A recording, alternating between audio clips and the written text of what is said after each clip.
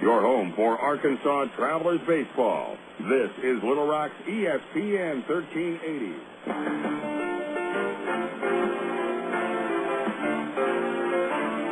It's time for Arkansas Travelers baseball. Brought to you by AT&T, Coca-Cola, Allstate Insurance, ITT Technical Institute, Miller Lite, and Arkansas Federal Credit Union. Now, let's head to the ballpark for the ITT Tech pregame show. Here's the voice of the Arkansas Travelers, Phil Elson. Live from Little Rock, Arkansas Traveler Baseball is on the air. Well, hello again, everybody, and a very pleasant good evening to you. Welcome to Ray Winder Field. Tonight, minor league baseball and the Texas League present the Arkansas Travelers and the Wichita Wranglers in Game 4 of a 5-game series. Phil Elson with you here from Ray Winder Field on the ITT Tech pregame show. Here on a cloudy Monday night in Little Rock, there is a threat of thunderstorms, but the guys up in the press box are giving me the thumbs up.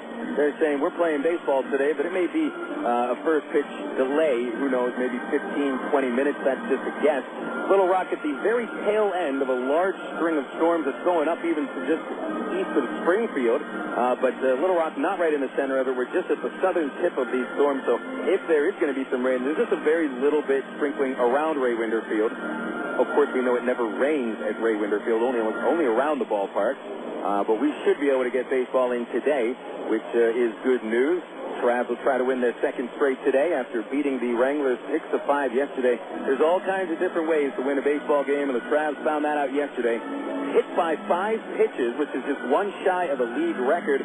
Jason Espito, the second time he was hit by a pitch, and it knocked home the winning run. Nate Holscher tried to spin a curveball over the inside corner on a 1-0 pitch, and Espito even laid into it a little bit, got nicked on the right shoulder, and that scored the winning run. Matt Brown from third base. Brown hit double to begin that inning, and the Travs went on for their second win in this 5-game series. Wichita won the game on Saturday, but the Travs pulling it out 6-5 last night, and it continues the trend for the Travs, usually winning games later on. Another victory for the bullpen. In fact, only 2 wins out of the Travelers' 8 on the season have come from the starting rotation, and the other 6, including Tim Bittner last night, have come from the bullpen.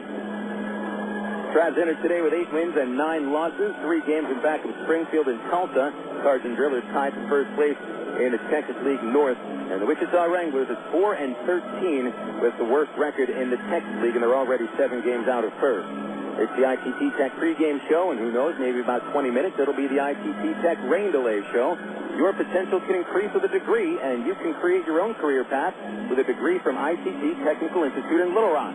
For more details, go online to www.itt-tech.edu. Again, that's www.itt-tech.edu. If we play this game, it'll be an exciting night of baseball. Double-A debut of hard-throwing right-hander Rafael Rodriguez, who went 3-0 with a 0.53 ERA with the Angels single-A affiliate in Rancho Cucamonga. He'll be going up against a hard-nosed veteran of 3 years in the Texas League, Kyle Middleton, who will be making his 60th Texas League appearance. And again, that's if we're able to get the game in tonight, and we certainly believe that we should be able to play some baseball tonight at Ray Winder Field. Coming up next on the ITT Tech pregame show, we'll be checking out last night's Texas League box scores and some news from the Angels organization, including 2 former Travelers. That'll come right after this on Little Rock ESPN 1380. At one time or another, we all want to change the world in which we live, make it a better place. Introducing the new ITT Tech School of Criminal Justice. At ITT Tech, we now teach the fundamentals of the criminal justice system, along with the technology to help respond to and prevent crime. ITT Technical Institute School of Criminal Justice, education for the future. To find out more, call 1-800-ITT-TECH or visit us on the web. Emergency hotline, can I help you? Yes, I need help. All right, sir, what's the problem? I can't taste my beer. I take a sip, I feel it in my mouth, but there's no taste. Okay, sir, stay with me. What's your name? Robert. Okay, Robert, this is what I want you to do. Put the bottle down and step away from the beer. Okay. Walk straight down to the corner store and pick up a 6-pack of Miller Lite. Open one, take a sip, and everything should be right back to normal. Okay. Don't worry, Robert. It's going to be all right. Next time, try the light beer that actually tastes like beer. Great tasting, best-selling Miller Lite. Miller. Good call. Miller Brewing Company, Milwaukee, Wisconsin. My mother said, no daughter of mine is driving a truck. I'm an 18-wheeling, double-clutching lady truck driver. There's nothing else I'd rather be doing. BC powder is this trucker's best friend. My day starts at 4 a.m. and ends 12 hours later. Out here on the road, there's a million things that's happening at once. I take BC for stress headache, backache. I just can't pull over when my head's pounding. The reason I take BC is because it's fast and it works. I'm Carolyn from Asheville, AMC, and my pain reliever is BC. You're listening to Arkansas Travelers Baseball.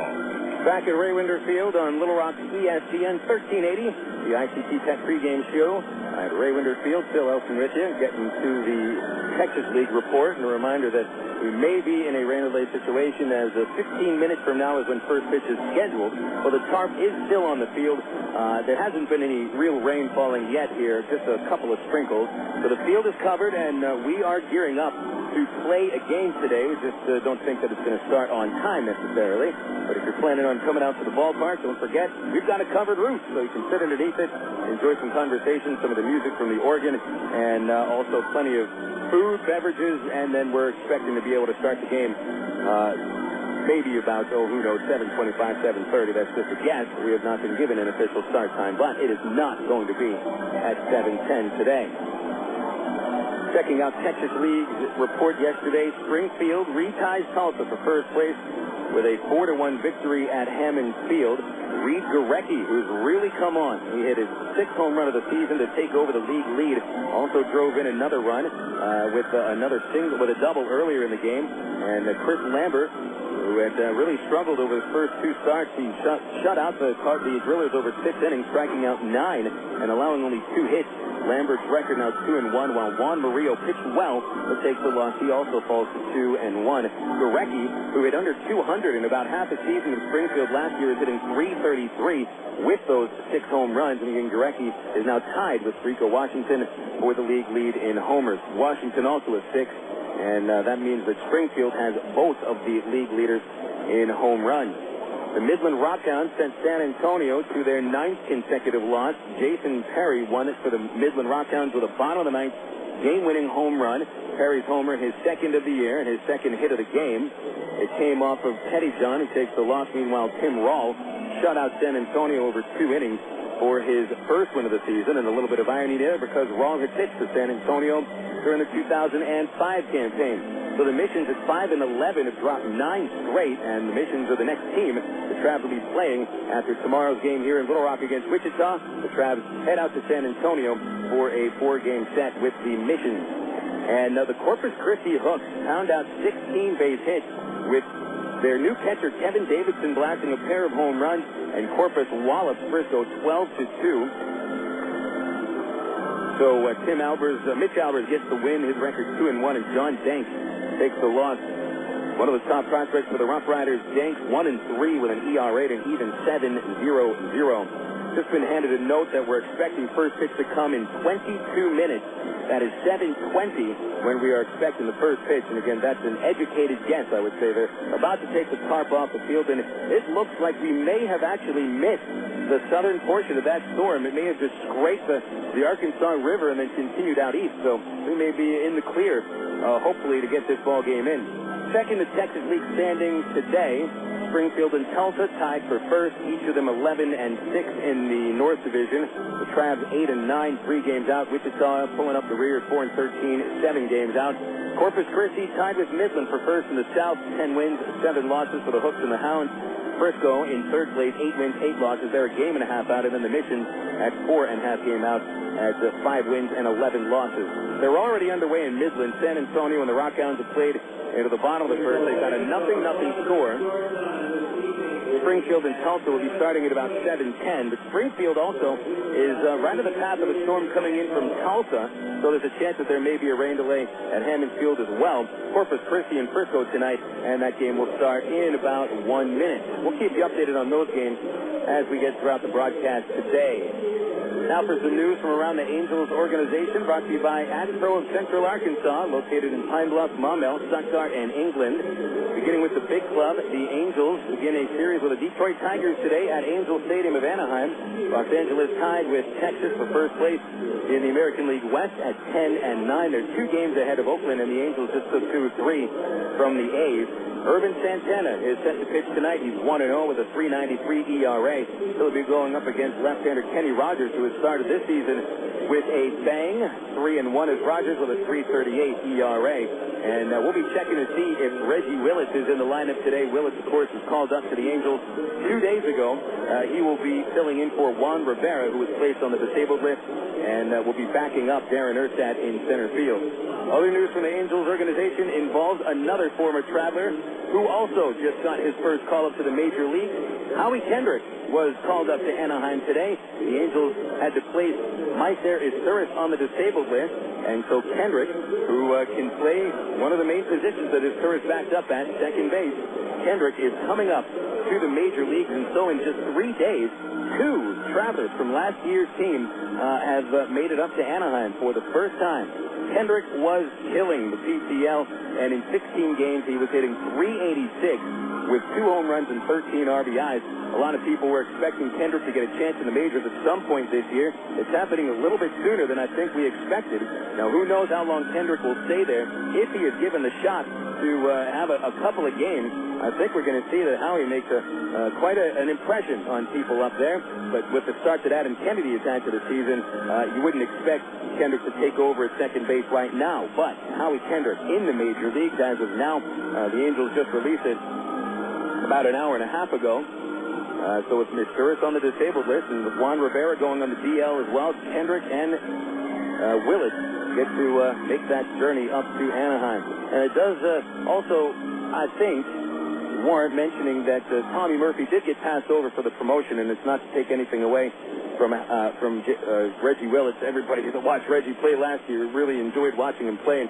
Murphy had really turned it on, and in 15 games, he's batting .339 with 1 homer and 3 RBIs, but it turns out that it's Reggie Willis who gets the first call, and hopefully Tommy will get a chance sometime over the course of this season as well.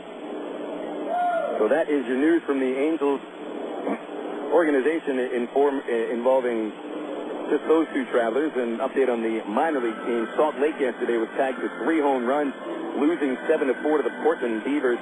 Stephen Shell made his AAA debut, and he gave up 2 runs, both on solo homers, but he also tossed 3 relief innings, gave up 3 hits, 3 strikeouts. Turned out his first AAA pitch ended up as a home run hit by Walter Young, a veteran minor league hitter.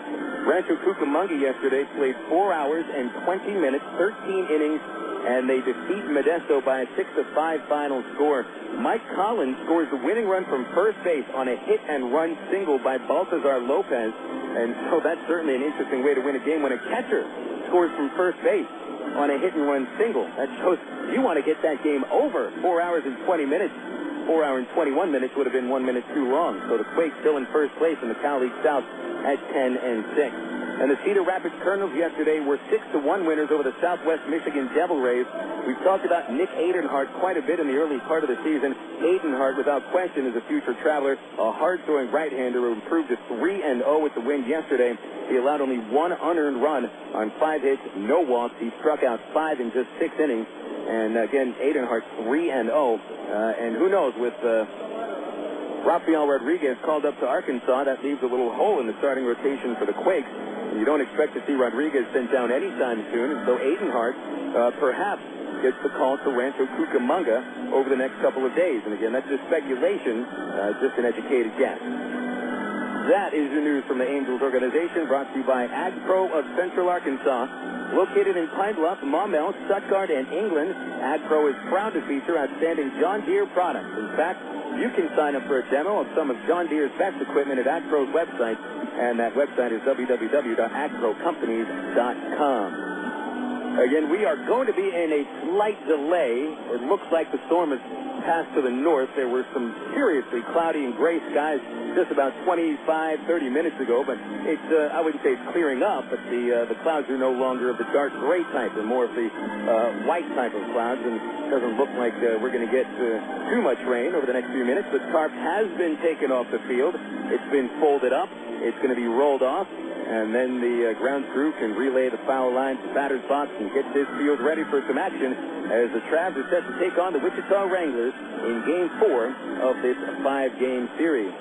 We'll take a break on the ITT Tech pregame show and return with the scores from the majors on Little Rock ESPN 1380. Your world is suddenly changing for the better because two great companies have now joined forces to deliver the world that matters most, yours. AT&T, with its passion to invent, and SBC, with its drive to deliver, have come together to create the most complete and secure network with voice services, digital satellite TV, high-speed internet, and singular wireless. Learn more at thenewatt.com. Introducing the new AT&T, your world delivered. Coca-Cola, this is Mitchell. My friend's brother is a molecular biologist, and he was saying the only way you could have gotten Coke Zero to taste like the regular Coke was to engineer it in space. I would not. Well, no, think about the whole zero factor, like zero gravity. It makes perfect sense. Zero is for the 0 calories. Just stop pretending that you don't engineer Coke Zero in space. Can you do that? I wish I could speculate on that, sir. The next launch. I just want the time for the next launch. Coca-Cola Zero. Real Coke taste, 0 calories. Hey, nobody said quitting smoking was easy, but others have done it, and you can too, with help from the SOS Quit line, 1-866-NOW-QUIT. They'll give you the help you need to kick the tobacco habit. It's free, and it's free of nagging and preaching, too. So call 1-866-NOW-QUIT and get the help you need. What have you got to lose, besides the most dangerous habit you've ever had? 1-866-NOW-QUIT. Call now. KDXE, North Little Rock. Go.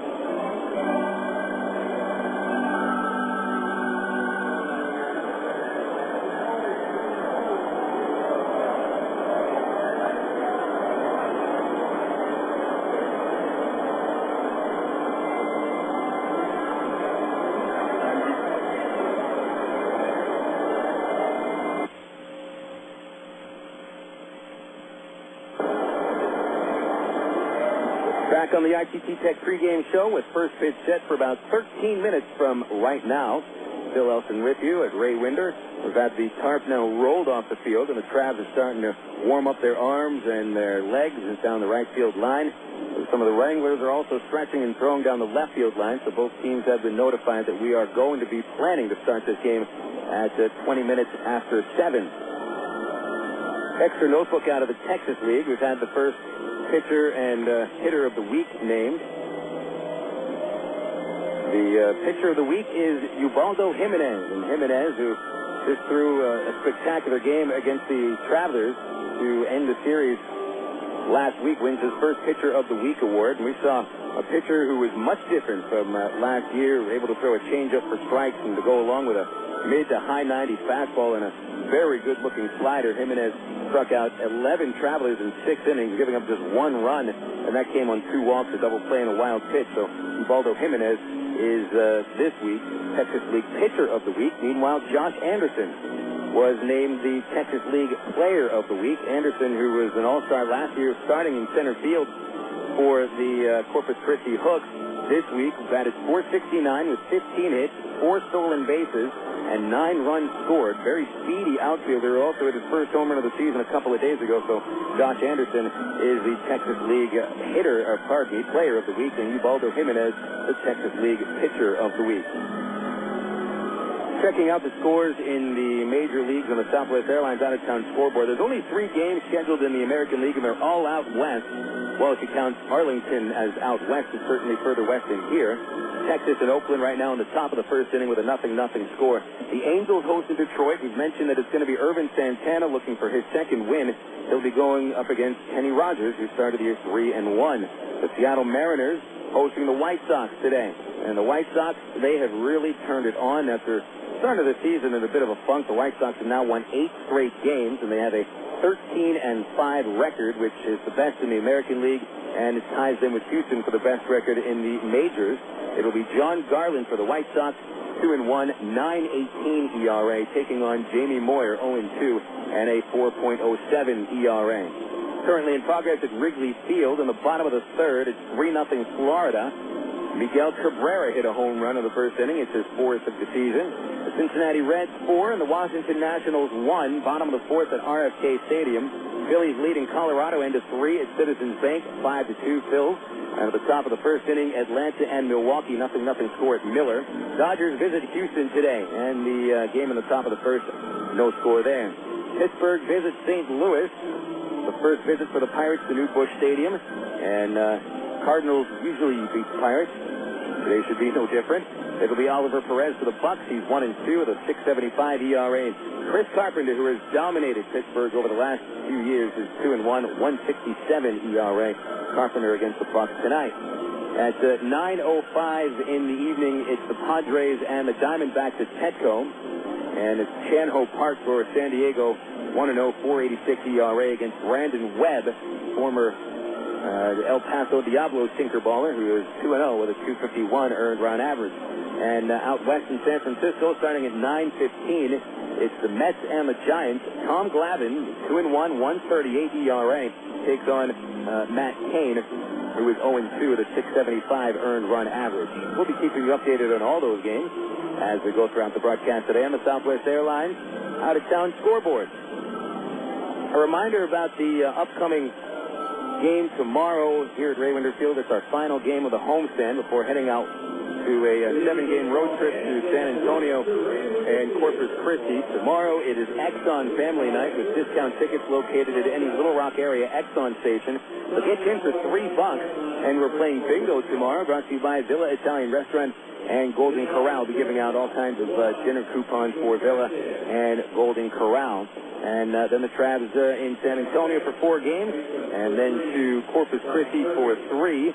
Wednesday, May the 3rd, will be an off day, and then the Travs start off the 7-game homestand against those same 2 teams. The Mission's in town Thursday, May 4th through Saturday, May 6th, and then Corpus Christi in town Sunday, May 7th through Wednesday, May the 10th. We'll have our first fireworks extravaganza of the year, Saturday, May the 6th against San Antonio. That'll have discount tickets located at Little Rock area Shell gas stations. You should start looking for those discount tickets to Shell. Actually, they should be there by now. And right after that game on May the 6th is a post-game fireworks extravaganza, and you know how we do it up at Ray Winder Field.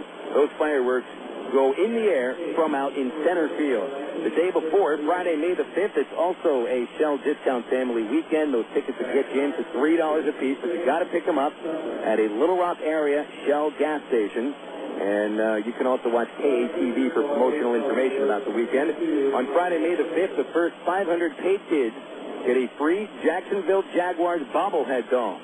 And you also get, since it's going to be May the 5th, a free authentic high five when entering the ballpark. And that's something you don't always get here at Ray Winder Field, even with our very friendly and professional crew of ushers and the ticket takers smile and take your ticket as you come into the ballpark. They do not usually give you a high five, but they're going to give one to you on Saturday, May the 5th. So come prepared. And if you're a little bit afraid of germs, don't worry. Just bring that Purell. Unfortunately, we're not giving out Purell at the ballpark either. So that is Shell Discount Family Weekend, Friday, May the 5th, and Saturday, May the 6th. Sunday, May 7th is a Family Sunday. It's a brand new promotion. We had some people come out yesterday for this. All you got to do for a Sunday home game this year is bring your church bulletin to the ballpark. The whole family gets in, the entire family, for $6. It's not $6 a piece. It's the whole family for $6. AARP members get in for free on Sunday, May the 7th, and Megaphone Day. One of the louder giveaways of the season. The first 500 kids get a free megaphone. Maybe we should give those megaphones to them as they leave the ballpark, not as they come in. Monday, May 8th will be the final, thank goodness, final Screaming Kids Day in the history of Ray Winder Field, better known as Tennessee Meets School Kids Day. Monday, May the 8th. It'll start at 10:30 in the morning, and the School reservations are already booked up, so any teachers listening in, it's too late to get the kids booked up for that one. We've already got about 5,500 kids and teachers booked to come from Monday, May the 8th, and 2 other children will be broadcasting from this ballpark, and they're known as Justin and Nathan from 103.7 The Buzz. They will be broadcasting their show from the VIP suite right next to the organ during the game, and so children broadcasting at a children's game. So that'll all be there in the next homestand, 7-gamer with San Antonio in for 4 and Corpus Christi in for 3. Hope to see you here at Ray Winder Field. Well, the field is just about ready to be marked up, and they're getting the pitcher's mound ready. The field is just about ready to go. Rafael Rodriguez warming up in the right field bullpen for the Travelers, and the left field bullpen still covered with a small tarp, so Kyle Middleton has not yet begun to warm up, but we're expecting the first pitch to come in about 5 to 10 minutes as the field crew prepares the field. Coming up next on the ITT Tech pregame show, we'll give you the starting lineup because we are playing baseball tonight in Little Rock. This is Little Rock ESPN 1380. Star Wars Episode 1, The Phantom Menace. Apollo 13. Great films known for their award-winning special effects. To create the magic, Hollywood hires companies like Industrial Light and Magic. Industrial Light and Magic hires imaginative people like Aaron Fowle. Before he was a master of special effects, he was a media communications student at Webster University in St. Louis, where his talent took off. Today, he inspires the imagination at DreamWorks FKG. I'm Bob Costas, member of the board of Webster University. All Webster campuses around the world share the same belief. Education is more than just a degree. It's real knowledge for real-world success.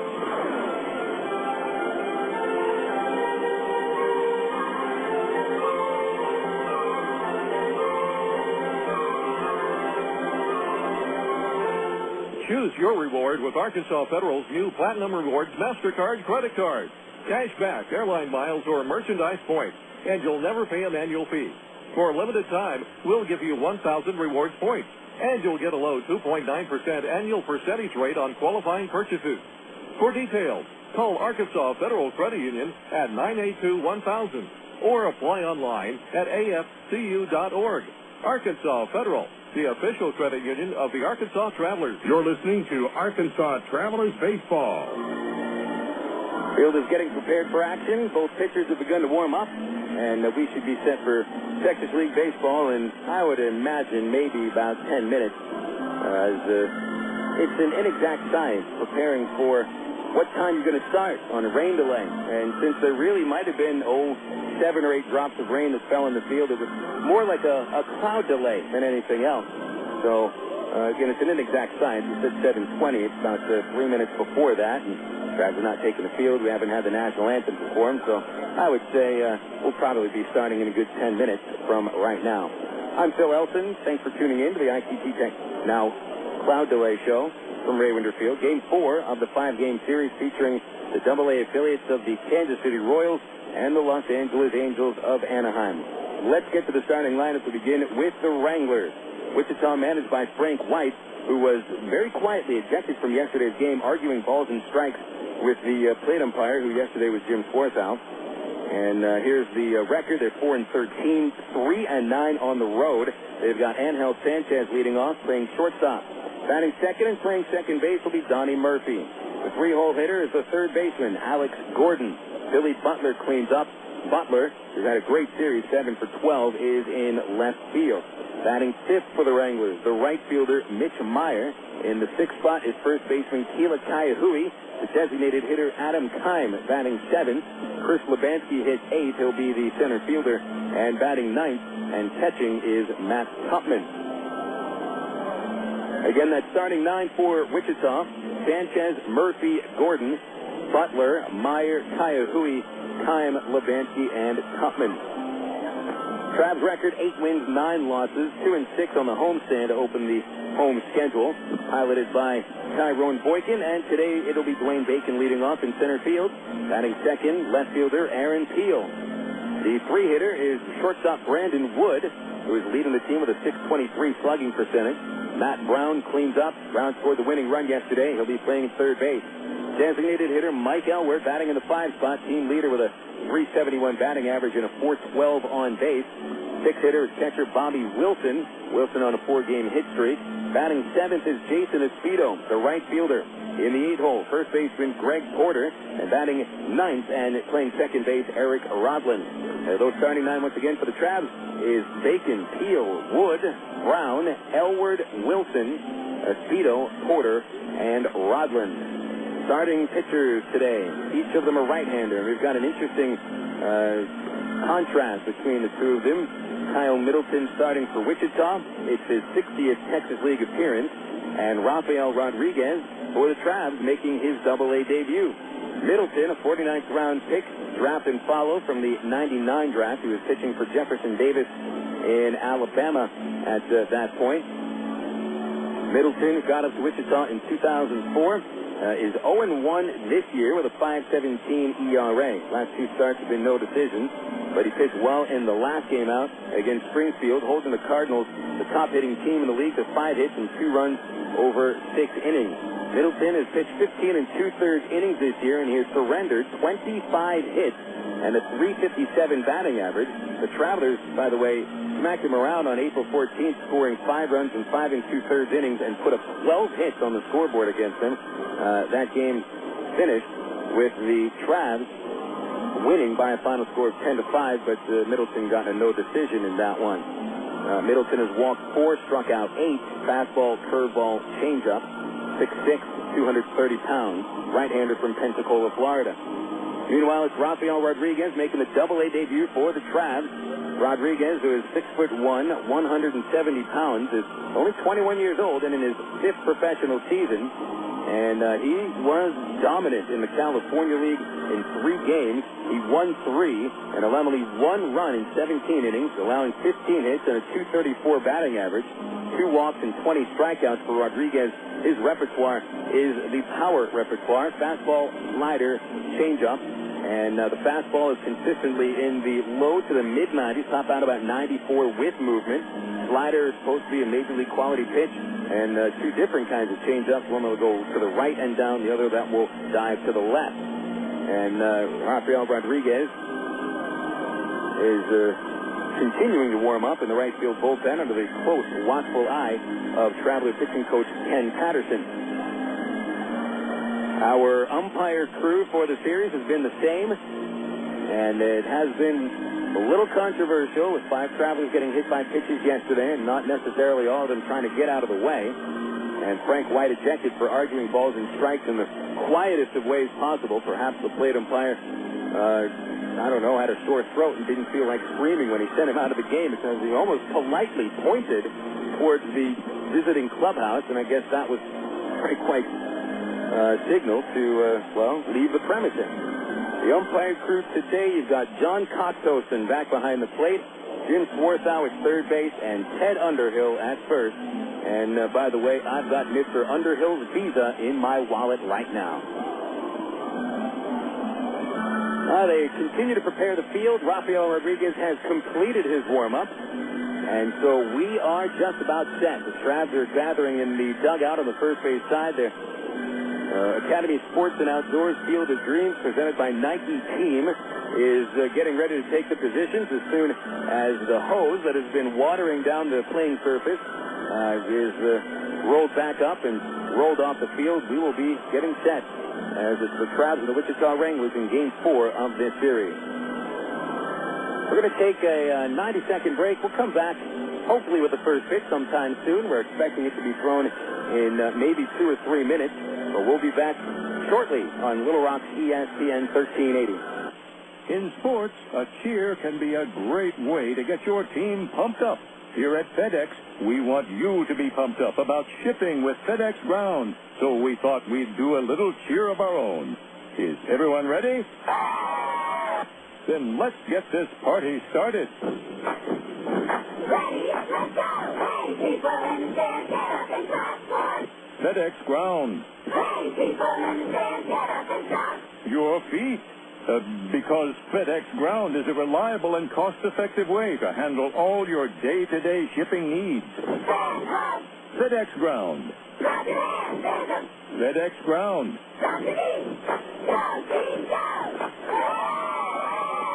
That was Sticky Fresh. I do not know about you, but I am pumped to the max. Woo-hoo! For more information, go to FedEx.com. Relax. It's FedEx. This is Little Rock's ESPN 1380.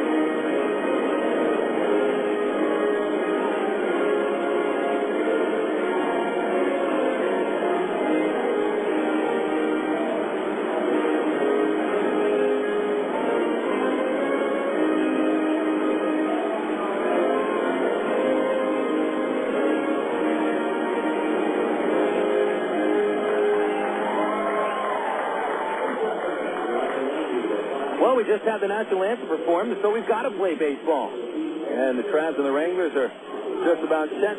Travs is ready to take the field, and the Wranglers gathering in the third base dugout. Team President, Mr. Burt Park, making an appearance up in the press box. Nice to see you, Mr. Park. I know. Well, at least you know to duck as you're walking along the catwalk for all the years that you've been coming here. Nice to see Burt Park in attendance. Saw Burt yesterday watching Sunday afternoon's game, and doesn't miss many of the ball games along with his lovely wife, Ann Blair. As the umpires come out and we'll have the exchange of the starting lineup. Interesting thing happened today for the Travs. It's a team photo taken this afternoon at the new ballpark site in North Little Rock. And so the entire team got on the luxury liner. Buzz came down with the luxury liner. Buzz drove the team over to the North Little Rock Wyndham. And the team emptied out into the construction site. The foreman, I believe that is the term, took everybody into the middle of where the field is going to be, which right now it's all covered in very large blocks of gravel. I shouldn't say very large, more like the size that would fit in the palm of your hand, and other rocks that are smaller size. But it's gravel that is going to be the basis of the drainage system, that the water comes off the field, right through the gravel, and through a tremendous pumping system that is built, I believe, 20 feet underneath the ground. And there's a giant drain out in center field, which is supposedly 25 feet further into the ground, that empties into the Arkansas River. So the guys got to see this up close. And that's where the team photo was taken. If you've kept up with some of the team photos that have been taken of the Travs for the last, 30 years or so, they're taken all around town. And just the last few years, we've had some really interesting team photos taken. This year, with there's a team photo taken at the new ballpark site with downtown Little Rock in the background. Last year at the Clinton Library. The year before, probably the funniest team photo I've ever seen, which the Travs just walked across the street to the Little Rock Zoo and took the team photo inside the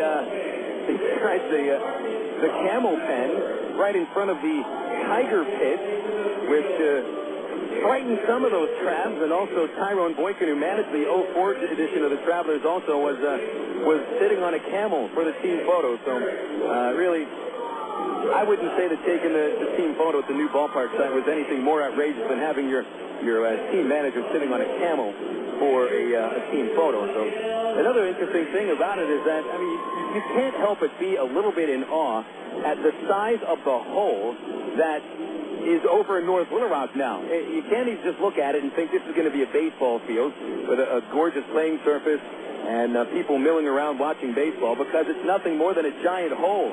we're all sentimental about the final season at Ray Winder Field and looking forward to next season at Dickey Stevens Park. But then take into account what some of the players were thinking when they're standing there. Boy, this really looks cool. I hope I never see it. Every one of these guys hopes they're AAA or the majors next season. So while I'm sure they were interested and excited to take a look at where that new ballpark is situated, right across the Arkansas River from downtown, how many of these guys actually hope that they're here to see it? Not many of them. Well, the Travs are out on the field, and good thing, too. I don't know if we had too much more to talk about. Now, we could have made something up, I'm sure. Rafael Rodriguez throwing his warm-ups out on the mound. And there's a little level of excitement with Rafael making his Double-A debut. We weren't sure if there were going to be many promotions of starting pitchers. In fact, last season, 2005, there was not a single starting pitcher sent up from Rancho Cucamonga to Arkansas. So this being the first starting pitcher promoted from single A to double A, well, it's something we haven't seen since the tail end of 2004 when Joe Saunders came up from single A Rancho Cucamonga. So this definitely is an exciting moment. Too bad it happens on a Monday night when not too many people figure on coming out to the ballpark. Also with all the clouds and the threat of rain, a lot of people are missing out on what could be a pretty exciting ball game. You got Rodriguez, who is one of the top pitching prospects in the Angels system, is making his Double-A debut. He'll be facing Ángel Sánchez, Donnie Murphy, and Alex Gordon. It's not necessarily great pitching weather at the ballpark today, not with the light air and a stiff breeze blowing out into right field. So that will blow those fly balls out to the right field alley a little bit further than they usually go. And as you know, Ray Winder Field is only 333 feet into dead right field, where the first light pole is standing in between the Regions Bank sign and the Exxon Double B sign. That is a good 60 feet in fair territory, and that is only 330 feet away. And you get an easy ball blown out there. We're ready. We're set for action. It's Ángel Sánchez stepping in, right-hand batter, and our first pitch of the day comes at 7:30, and it's a heavy fastball for a called strike. That'll make you stand up and take a little notice after sitting around for 40 minutes. 70 degrees at game time. And Sanchez, Murphy, and Gordon. It'll be Rodriguez from the windup. The 0-1 is a slider thrown way outside, and that makes it 1 ball and 1 strike. Behind Rodriguez today from left to right of the outfield is Aaron Peel, Dwayne Bacon, and Jason Espino. Brown, the third baseman, up just a little. He's on the cut of the grass. Rodriguez covers his face with his glove to get the sign. Now winds, delivers a 1-1, and it's flied high but shallow into right field. Jason Espino got a late break. He still has plenty of time to come in and make the catch for out number 1. Infield defense, Brown at third, Wood at short. Over at second base, Eric Rodland. And at first base, Greg Porter. Behind the dish is Bobby Wilson. Wilson caught Rodriguez a few times last year. He appeared in 14 games with Rancho. Went 4-4 with a .675 earned run average. Gave up more than a hit per inning. And his strikeout total was way down in the Cal League last year. Here's the first pitch to Murphy. He swings, hits a high fly ball into dead center. Bacon back a few steps, and now he'll just wait for it to come down into his glove, and that's out number 2. 2 rather quick outs here in the first inning brings up Alex Gordon. Rodriguez started last year in the Midwest League with Cedar Rapids and pitched very well, going 5-2 in 13 games with a .278 ERA. That ERA was shot up 3 runs in the California League, but he really adjusted in the California League to start this season, only going 3 starts before getting to the call of the Texas League. First pitch to Gordon is fouled straight back, strike 1. Gordon, left-handed hitting third baseman, is 3 for 9 in the series. He's actually had more walks than hits, 4 walks to 3 hits. 324 hitter. Gordon steps in with nobody on base, and Brown way off the line at third. Rodriguez comes home with the 0-1, and that's down and in, 1 ball, 1 strike. Rodriguez was signed as a 16-year-old in the Dominican Republic, and the very next year at 17, spent his first season in the United States. With that between the Arizona Rookie League and the Pioneer League.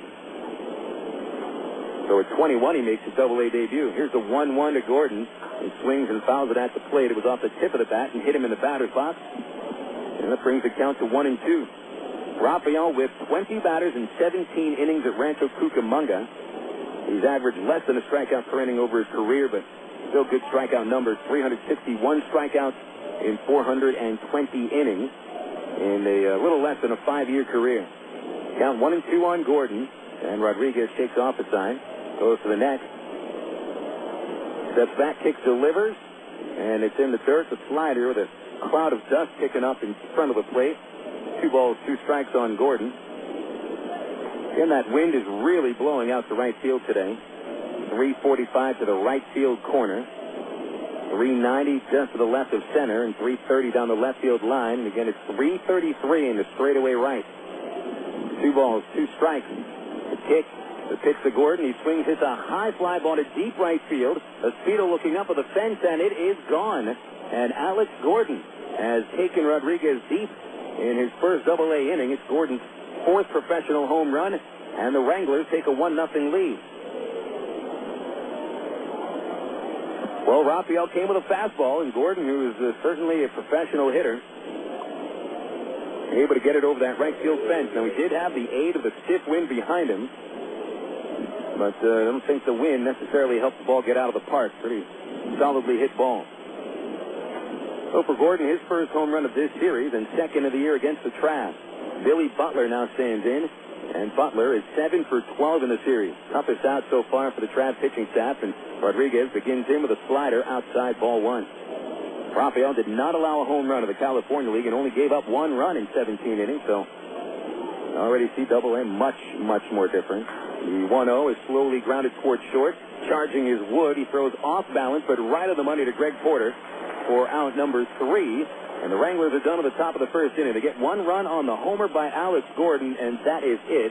Bottom of the first, 1-0 Wichita on Little Rock, ESPN 1380. A traveler nearing a great city asked an old man seated by the road, "What are the people like in the city?" Well, the man asked, "What were they like where you came from?" The traveler said, "They were horrible, mean, unworthy, detestable in all respects." "Ah," said the old man, "you'll find them the same in the city ahead." Scarcely had the first traveler gone on his way when another stopped to inquire about the people in the city before him. Again, the old man asked about the people in the place the traveler had just left. "They were fine people, honest, industrious, and generous to a fault," declared the second traveler. "I was sorry to leave." The old man responded, "That's exactly how you'll find the people here." I'm Mark Evans, pastor of the Church at Rock Creek. You know, the way people see others is really just a reflection of themselves. For more information, call 225-8684 or look on the web at www.churchatrockcreek.org. You are witnessing some intense pain here, folks. Throbbing muscles, swollen joints. This is pure torture. We're talking total body suffering. Not even the internal organs are... Bob, the game hasn't started yet. Game? I'm talking about me. Don't let orthopedic discomfort interrupt your life. Learn to manage it with Baptist Health in Ortho, Arkansas, the state's leaders in orthopedic medicine. To reach a specialist or for more information, call Baptist Health Helpline at 227-8478 and get back in the game. Oh, I can feel that hit up here. You're listening to Arkansas Travelers Baseball. Returning to the old ballpark here in Central Arkansas, bottom of the first inning, and the Wranglers with a 1-0 lead. They hand it over to Kyle Middleton. It'll be Travs sending Dwayne Bacon, Aaron Peel, and Brandon Wood in the bottom of the first inning. Travs faced Middleton on April the 14th, and they had their way with him with 12 hits in 5 2/3 innings and scoring 5 runs against him. Travelers pulled out a win in the game 10-5. They had 20 base hits in the game, but Middleton got a no decision. Travs pulled away late. Actually had to come from 3 runs down. Here's Bacon standing in against Middleton. Dwayne, the only switch hitter in the game. That's left-handed corner coming up. And a pitch on the way. He shows bunt. Got it down. The third baseman is challenged. Gordon gloves it off to the side, throws on the run, and he got Bacon by a couple of feet. Hit that one a little too hard, and Gordon was playing in anyway. So there's 1 out on 1 pitch to bring up Aaron Peel. Today is the 60th game of Kyle Middleton's career in the Texas League. Started the 2004 season with Wichita going 8-8 with a 4.74 ERA, and followed that up last year with a rough season, giving up a 3.10 average and a 5.31 ERA. It's 10 wins but 9 losses. Pitch to Peel was low, ball 1. Middleton susceptible to the gopher ball in the Texas League. The 1-0 pitch to Peel is a called strike, a fastball at the letters, 1-1. Middleton, who's allowed only 19 home runs over his first 4 seasons, gave up 38 homers in the Texas League in 04 and 05. Pitch missed a little inside there, 2 balls, 1 strike. Meanwhile, this year Middleton has surrendered 2 home runs in 15 and 2/3 innings. One of those homers was hit by Mike Elworth, who is batting 5th today for the Travs. Here's a 2-1 to Peel. Swung on, high fly ball down the right field line. Maier going over towards the bullpen, plenty of room, and he makes the catch just after crossing the foul line for out number 2. So Peel is the second out. He's 7 for 15 in the series now. And here comes the Traveler shortstop, Brandon Wood. Wood outstanding at the plate yesterday. He was 2 for 3 with a double, scored a run, actually scored 2, also knocked in a run, but it was something that he had done after getting hit by a pitch. And I think says something about the tenacity that Wood displays. First pitch is a strike at the knees, 0-1. Brandon was one of 4 Travs to get hit by a pitch yesterday. Speedo hit twice. And Wood, right after getting hit, stole second base. Pitch on the way, low, 1 ball, 1 strike. So Brandon, I guess would subscribe to the theory that there's no reason to charge the pitcher. The best thing to do, get him back and steal second after he puts you on base himself. The 1-1 on the way, and Brandon takes it in the dirt ball 2-1. So far, Brandon hitting .333 with 4 homers, tying him with Matt Brown for the team lead, 13 RBI. That steal yesterday was his only steal attempt of the season. Base is empty for him, and it's 1-0 Wichita, bottom of the first. Middleton 2-1 pitch is a curveball for a strike right on the inside edge, 2-2. Nice looking hook there. One of Middleton's best pitches that he can throw, the hook. The kick on the 2-2 to Wood is swung on and fouled over the first base piece. Went after the curveball again, and that looked like it was coming over the plate at the knees. So Brandon stays alive. Matt Brown on deck. Wood has struck out 26 times this year. Next pitch is a fastball. He reached out and pokes it to the second baseman, Murphy, but he boots it 2 steps into right field, and Wood reaches on the 2-out error. Routine ground ball. Murphy, usually a pretty good second baseman, committing just his second error on the year. And that'll give the Travs a little opening. Matt Brown comes up with 2 outs.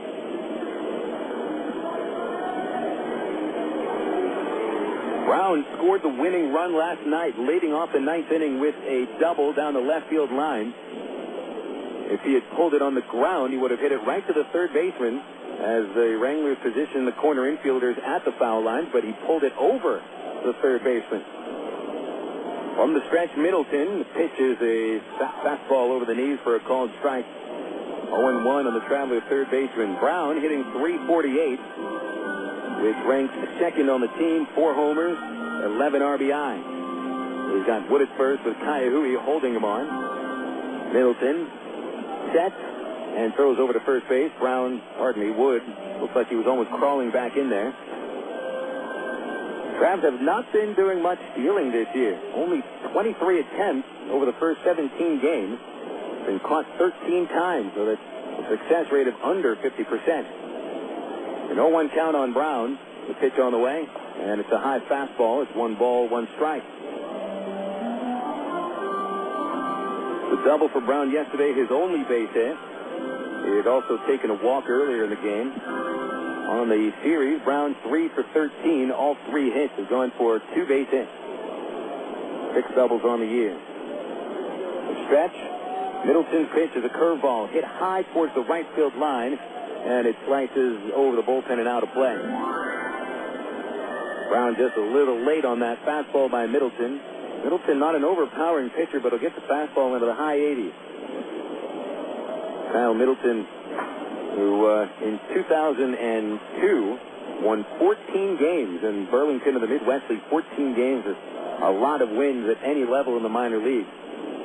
3 of his 6 seasons, he's posted 10 wins or better, but still yet to get that first crack at AAA. It'll be a 1-2 to Brown, but instead of throw to first by Middleton, sending Wood back in. Middleton thrown over there a few times. They've had a couple of wind gusts pick up, blowing some papers around the press box. The Flags on the scoreboard are starts out to right field. Stretch Middleton, kick pitch.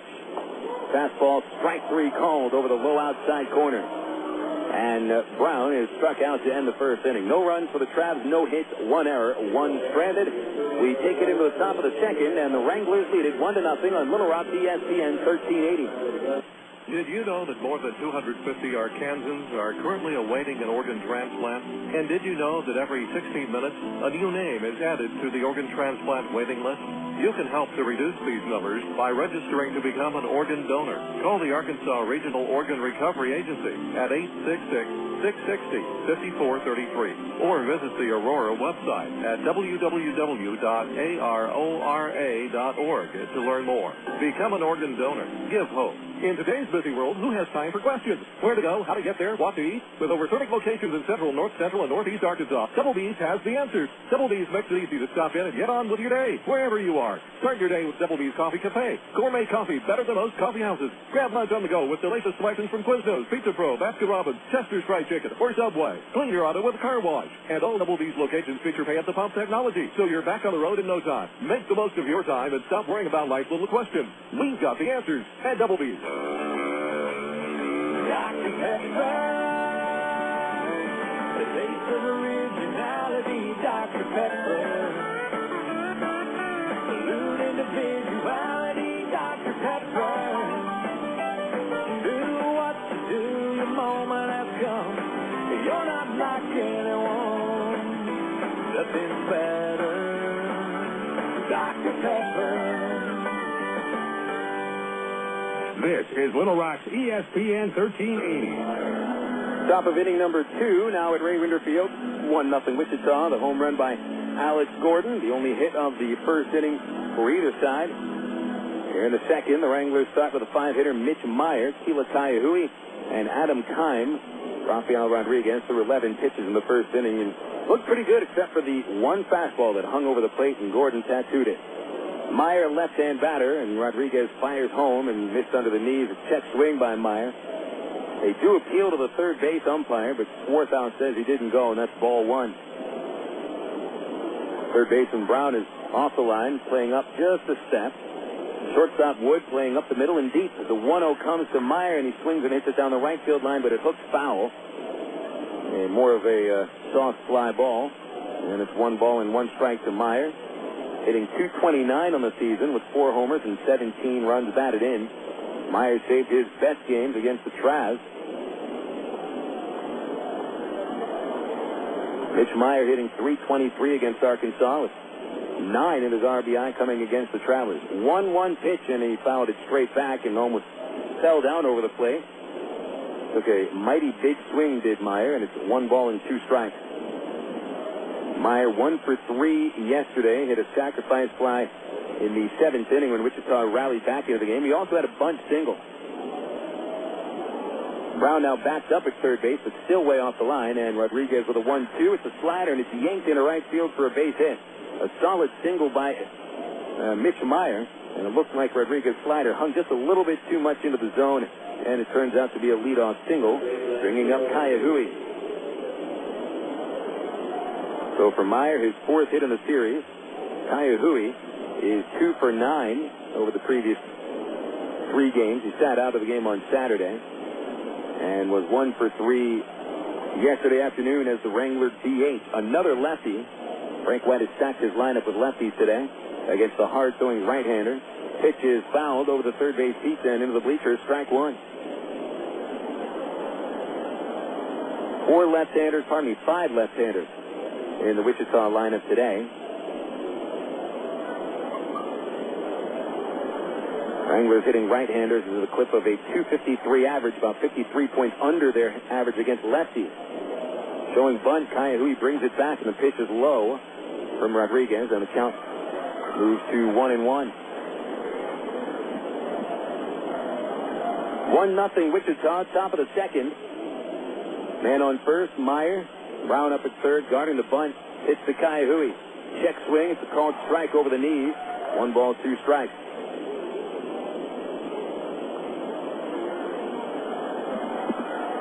Ka'aihue hitting .194 on the year. No homers, 4 runs batted in. Had a big year last season at High Desert in the California League, but so far, first month at Double-A, Ka'aihue has struggled.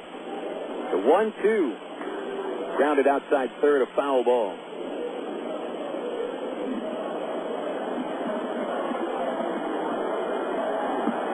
Ka'aihue started the season on the disabled list.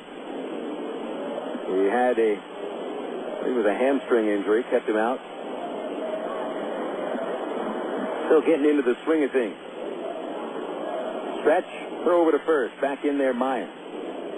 Maier, decent speed, has stolen 2 bases, caught 1. Stolen bases haven't been too much of a factor in this series. Wranglers on the season have stolen 5 bases against the Travelers in 7 tries. All 5 came in 1 game. The 1-2 to Ka'aihue. Swing and a miss. Got him on a slider. Out number 1, and there's the first strikeout of the Double-A career of Rafael Rodriguez. Nice big breaking ball there. A lot of movement. Adam Kime stepping in. So Maier still at first base, and now a double play gets him out of the inning. 1-0 Wranglers on the Alex Gordon solo homer. Maier will take the lead, but stepping out of the box is Kime as he watches Frank White signal down the third base line. Frank giving his signs in a very understated manner. All kinds of big arm movement. Rodriguez comes set. The delivery to Kime with Maier on the move. It's outside. Wilson's throw to second is perfect, and he nails Mitch Maier at second base. 2-6 on the caught stealing, and Bobby Wilson throws out yet another base runner. Wilson's been the second toughest Texas League catcher to run against. That's the 8th man he's caught stealing. 62% of the runners who have attempted to steal on Wilson have ended up back in the dugout. And make that a little higher than 62% now. 2 outs, no one on for Kime. It'll be a 1-0 pitch. Rodriguez now from the windup, and the delivery is hit high towards the center fielder, Dwayne Bacon. He's frozen, goes back a couple of feet and makes the catch. And the second inning is complete for the Wranglers. No runs, 1 hit, nobody left. Bottom of the second coming up, and it's 1-0 Wichita on Little Rock ESPN 1380. The romance begins at Cupid's. Choose from Central Arkansas's largest selection of apparel and lingerie in every size, style, and color. And don't forget the wide selection of menswear, toys, massage oil, and lotion. It's Cupid's Lingerie and more. 2585 Donaghy Street in the Townsend Plaza, Conway, 65th and Scott Hamilton, and 9700 North Rodney Perham in Little Rock, plus 3360 Central Avenue in Hot Springs. Just look for the purple neon hearts, and you'll know you're in the right place. Cupid's Lingerie and more. Hey, fans, it's easy to get discount tickets to Travs games all year thanks to Ready Ice. Arkansas's #1 ice company, Ready Ice presents Ready Ice Wednesdays at Wayne Winder Field. Just pick up a discount coupon for any Wednesday Travs home game anywhere Ready Ice is sold, like most Shell and Exxon gas stations. Bring the coupons to the Travs box office for $3 general admission tickets to any Wednesday home game. That's Ready Ice Wednesdays at Wayne Winder Field all season long. Thanks to Arkansas's #1 ice company, Ready Ice. Emergency hotline, can I help you? Yes, I need help. All right, sir, what's the problem? I can't taste my beer. I feel it in my mouth, but there's no taste. Okay, sir, this is what I want you to do. Put the bottle down and step away from the beer. Okay. Walk straight to the corner store and pick up a 6-pack of Miller Lite. Okay. Don't worry, it's going to be all right. Next time, try the light beer that actually tastes like beer. Great tasting, less selling Miller Lite. Miller, good call. Miller Brewing Company, Milwaukee, Wisconsin. You're listening to Arkansas Travelers Baseball. Bottom of the second with Mike Elward coming to the plate. He'll be the leadoff batter for the Travelers as they try to erase the current 1-0 deficit against Kyle Middleton and Wichita. Phil Elson with you tonight on a windy, cloudy evening in Little Rock. The lights have been turned on, and it's already looking like nighttime. Not quite pitch black, but it's getting there. Middleton to Elward with a fastball at the knees for strike 1. Elward, Wilson, and Espedo in the second. 1 run, 2 hits for the Wranglers. Pitch on the way to Elward, and it's chapped on the right side. Backhand Ka'aihue. He couldn't make the play. It goes into right field, and we'll wait to see the call from the official score. Ka'aihue wasn't in front of the baseball, and he had to reach out for that one. It's going to be called a base hit, and I think rightfully so. If Ka'aihue is in front of the ball, I think you can give him an error, but he really had to reach out for that one. Maybe a quicker first baseman might have made the play, but Ka'aihue not quite as quick as he needed to be. So here's Bobby Wilson with Elwert collecting his 6th base hit of the series. Wilson is on a 4-game hit streak, right-handed batting catcher. Pitch on the way, and he tipped it into the catcher's mitt for strike 1. Wilson on this 4-game hit streak with 6 hits over that series, 4 of them for extra bases, including his only home run. 5 RBIs over the last 4 games, 2 last night. The 0-1, ground ball to shortstop, could be 2. Sanchez over to Murphy. Murphy to Ka'aihue, and the double play will erase the bases. Taylor made double play ball as well, put it 6-4 to 3. And so there's 2 outs with Jason Espedo coming up to the plate. Wilson bouncing into the first double play of his season, not of his career. So here comes Espedo. Espedo, the hero of sorts in yesterday's game. And he had to take it on the chin in order to be the hero. Pitch on the way to him. Check swing. He had to get out of the way of the pitch, and it fouled it off of the handle of the bat. Too bad. Middleton was coming inside with that fastball, perhaps a little purpose to the pitch. Wranglers were a little upset that when Espedo was hit by that pitch in the 9th inning to bring home the winning run yesterday, that he didn't do much to get out of the way. Sort of leaned his right shoulder into Nate Holscher's breaking ball. The 0-1 comes now to Espedo, and he swings and grounds it back to the mound and played by Middleton, and he'll flip over to first to complete the inning. So Espedo hits it hard, but Middleton makes a sweet-looking play, and though the Travs got a leadoff single, they get nothing else in the 2nd inning. No runs, 1 hit, and nobody left. Heading into the top of inning number 3, the Wranglers leading 1-0 on Little Rock ESPN 1380. When good spark plugs go bad, even a drive in the country is in jeopardy. Hey, spark plugs, let's you catch a nerve and performance anxiety. I don't understand. This never happened before. Yeah, whatever. Her performance letting you down? What's this guy? Autolite XP Extreme Performance Spark Plug, ma'am. You seem different from the other spark plugs. I have iridium-enhanced fine wire technology for faster ignition and optimum performance. Ooh, that's hot. Autolite, it's time to change your plug. About 3 months ago, I put a new shaft in my driver, and let me tell you, I am hitting the ball 18 yards farther than I have ever hit in my life. It's the Mitsubishi Rayon Diamante shaft, and it's also won 8 times on the tour this year, including the Masters. For 20 years, Mitsubishi Rayon has built the high-performance shaft in Japan, and now they brought it to America. The Diamante is available in 6 different weights from 53 to 103 grams and multiple flexes. Go to MitsubishiRayonGolf.com, and you too can start hitting the ball farther than you've ever hit it in your life. I guarantee. It's ironic. They're called answering machines, but they never give you answers. Oh, sure, they tell you so-and-so isn't here right now, but you have no idea where they went or when they'll be back. Of course, with Geico, you won't talk to an answering machine. They have thousands of car insurance specialists standing by, so you always get answers from a real live person. No wondering, no waiting, no irony. Geico's customer satisfaction stands at 97%. How would you rate your car insurance company? Geico, 1-800-947-AUTO. This is Little Rock's ESPN 1380. Back to action at Rawinder Field, top of the 3rd. Wichita 1, and the Arkansas Travelers nothing. This is Phil Elson with you at Little Rock's ESPN 1380 and minorleaguebaseball.com. Chris Lebansky in the number 8 slot of the Wrangler order leads off. Rafael Rodriguez throws the first pitch, a fastball into the dirt for ball 1. Lebansky will be followed by Matt Tupman and Ángel Sánchez. Lebansky is a left-hander, enters the game on a 5-game hitting streak. Matt Brown off the line.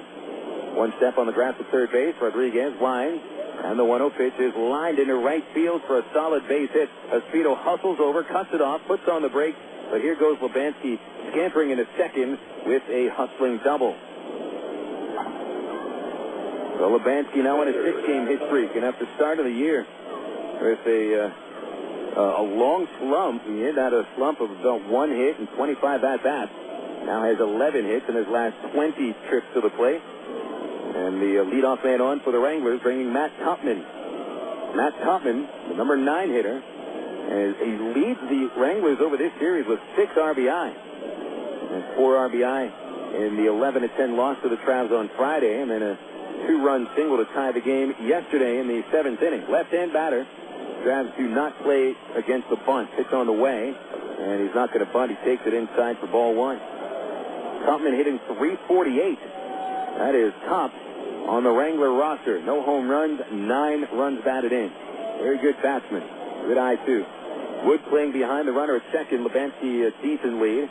The 1-0 pitch to Tupman is on the inside corner, called strike one. Well, the Wranglers got their leadoff man on in the second. Maier singled, but was caught stealing. You don't expect him to get overly aggressive with Lebansky at second. He runs very well. The 1-1 at Tupman. Backed off the plate, and that's low. 2 balls, 1 strike on Tupman. The 9th hitter that Rodriguez faces so far. 1 hit in every inning so far. Alex Gordon a homer in the first. Maier the leadoff single in the second, and now Lebansky at second base to start the third inning. The 2-1 from Rodriguez. Tupman swings, hits a high fly ball into shallow left center. Dwayne Bacon coming in, and Bacon makes the catch. Aaron Teal, I don't think ever saw that ball. He was a good 15 feet away from it, so it's a good thing that Bacon was able to catch it off the bat and come in front of Teal and make that grab. Lebansky has to hold at second base, and we go back to the top of the Wrangler order. Here's Ángel Sánchez, who led the minors last season in base hits. This season, hitting .327 with 1 homer and 10 RBI. And he flied out to right field to start the game. Brown playing just a step up at third, and the first pitch to Sánchez is in the dirt, thrown all the way to the screen. Doesn't ricochet very far back, and so Wilson has to go after it, and Lebansky to third on the wild pitch. We do expect to see some wild pitches from Rafael. 45th wild pitch of his career. He'd had a career high of 19 wild pitches as an 18-year-old in Cedar Rapids back in 2003. Well, the reports are true. He's a little wild at times, sometimes erratic, but can also be electric. Usually electric and erratic go hand in hand. Infield coming halfway in. The 1-0 to Sánchez. And that one's low, and it's ball 2. 2 balls, no strikes on Sánchez. A spot for him where a fly ball will give him his 11th run batted in. Lebansky runs well enough to score on a fly ball hitting even to maybe less than medium depth in the outfield. 2-0 pitch to Sánchez. Swung on, line drive, caught at second by Rodlin. Quickly, Lebansky gets back to third base. And even though Sánchez hit it hard, nothing to show for it. A line out right to where Rodlin was standing. So there's 2 outs for Donnie Murphy.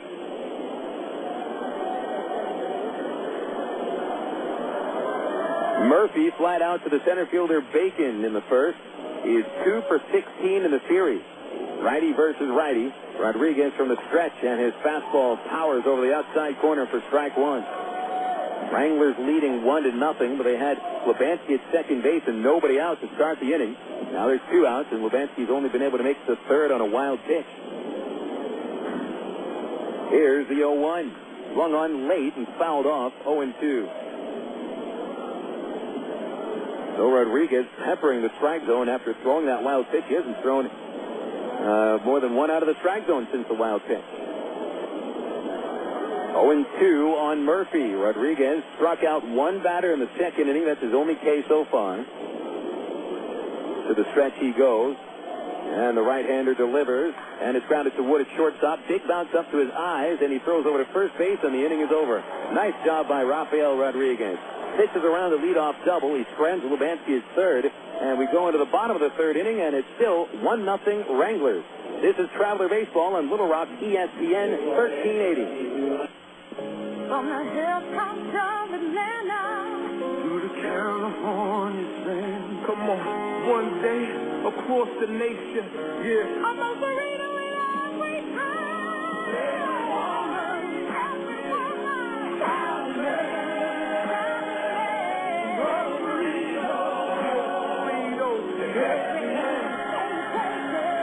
Most Burritos, 2834 North Hills Boulevard in North Little Rock by Kroger's at North Hills and McCain. Go your own way with National Car Rental. Take a one-tank trip and discover Arkansas. National's great weekend special is just what you need for a trip to the Ozarks. Or get your friends together and rent a minivan to historic Eureka Springs. National offers a wide choice of sizes and styles, from luxury cars to vans and sport utility vehicles. Unlimited mileage rates are available. National Car Rental has 2 convenient locations, Little Rock Airport and North Little Rock at 3919 Park Avenue. See National Car Rental's ad in the yellow pages. Go your own way with National Car Rental. 1, 2, 3. the supermarket checking out shopping lists. Oh, here's mine. Let's see. Milk, cheese, yogurt, ding, ding, ding. Oh, do I win? Well, actually, you probably lose. What? Lose inches. Oh. These studies show that people following a proper reduced-calorie diet that included 3 servings of milk, cheese, or yogurt every day had better weight loss results and trimmed more from their waistline than if they just cut calories alone. So eat 3 cool, creamy servings of milk, cheese, or yogurt a day. Wow, I consider that a win. Have you had your 3 today? You're listening to Arkansas Travelers Baseball. Bottom of the third now at Ray Winder Field with the Travs trailing Wichita by a score of 1-0. A victory in this game puts the Travs with another series win over the Wranglers. And the Travelers, who split their first series with Springfield and lost their first series 5-0 against Tulsa, could certainly use another series win against last place Wichita. But it's 1-0 Wranglers, and Greg Porter leads off the third for Arkansas by taking a pitch outside for ball 1. Greg had a couple of days off, back in the lineup today.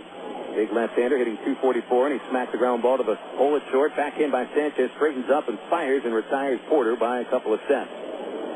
So there's one away to bring Eric Rodlin up to the plate, left-hand batter. And boy, it's starting to get a little colder. After the storm passed through, or passed north of town, temperature dropped a good 10 degrees, I would say. It's 70 degrees at the moment. Got gusts up to 22 miles an hour. Still comfortable up here in the press box. Eric Rodlin, the batter, left-hander, takes a slider for Middleton over the inside corner, strike 1. Rodlin also had day off yesterday. Casey Smith started there, a pitch on the way, and that's at the knees, and it's 0-2. Smith sent up to AAA Salt Lake before today's game, and Devin Day is with the Travs right now. In fact, he's sitting right in the dugout wearing Casey Smith's old number, I believe. There's an 0-2 to Rodlin, and that missed outside, ball 1. Actually, that was not. Is that number 30? That is number 30. There's Devin Day sitting in the front row next to trainer Aaron Wells. 1 ball, 2 strikes, and out of the box goes Rodlin. Time is granted. Devin Day will be only the 3rd former Razorback to play for the Travelers since the Angels took over as the affiliate. Pitches low here to Rodlin, and it's 2-2. Day was a backup infielder at Single-A Rancho Cucamonga last year. And we'll expect him to back up on the infield with the Travs for the time being. 2-2 to Rodlin, smacks back up the middle and into center. And Eric Rodlin with a 1-out single here in the third. Rodlin collecting his 3rd base hit of the series, and now his average, which started the day at .298, will go just a little bit higher. Day played for the Razorbacks in 2004 when they went to the College World Series. He batted .273 with the Quakes in 10 games this year. 7 runs batted in. Top of the Traveler order, and Dwayne Bacon. Bacon tried to bunt his way onto the first, but was thrown out by the third baseman Gordon. Scratch in the pitch by Middleton is a high fastball, and it's 1-0 to the Traveler center fielder. Bacon started the day batting .212, 1 home run, 3 RBIs, but struggling in this series is 1 hit, 13 at-bats. The only hit was a bunt single, and he was caught stealing right after. Rodlin off of first, Ka'aihue reaching out. Middleton with a high set position throws over to first base, sending Rodlin back in on his chest. He's safe. Still 1-0 on Bacon. Wranglers in front, 1-0 here in the bottom of the third. Wichita has had a tough time holding on to early leads, and that included a first-inning 6-run lead on Friday. Pitch on the way to Bacon, high, again, 2 balls, no strikes. It was the Travelers who had trouble keeping the lead yesterday. James Holcomb was able to hold a 5-1 lead, and it retired 15 batters in a row. The Wranglers tied the game with a 4-run 7th. The 2-0 to Bacon. He takes it again, and that's also high. A little bit closer, but it's ball 3.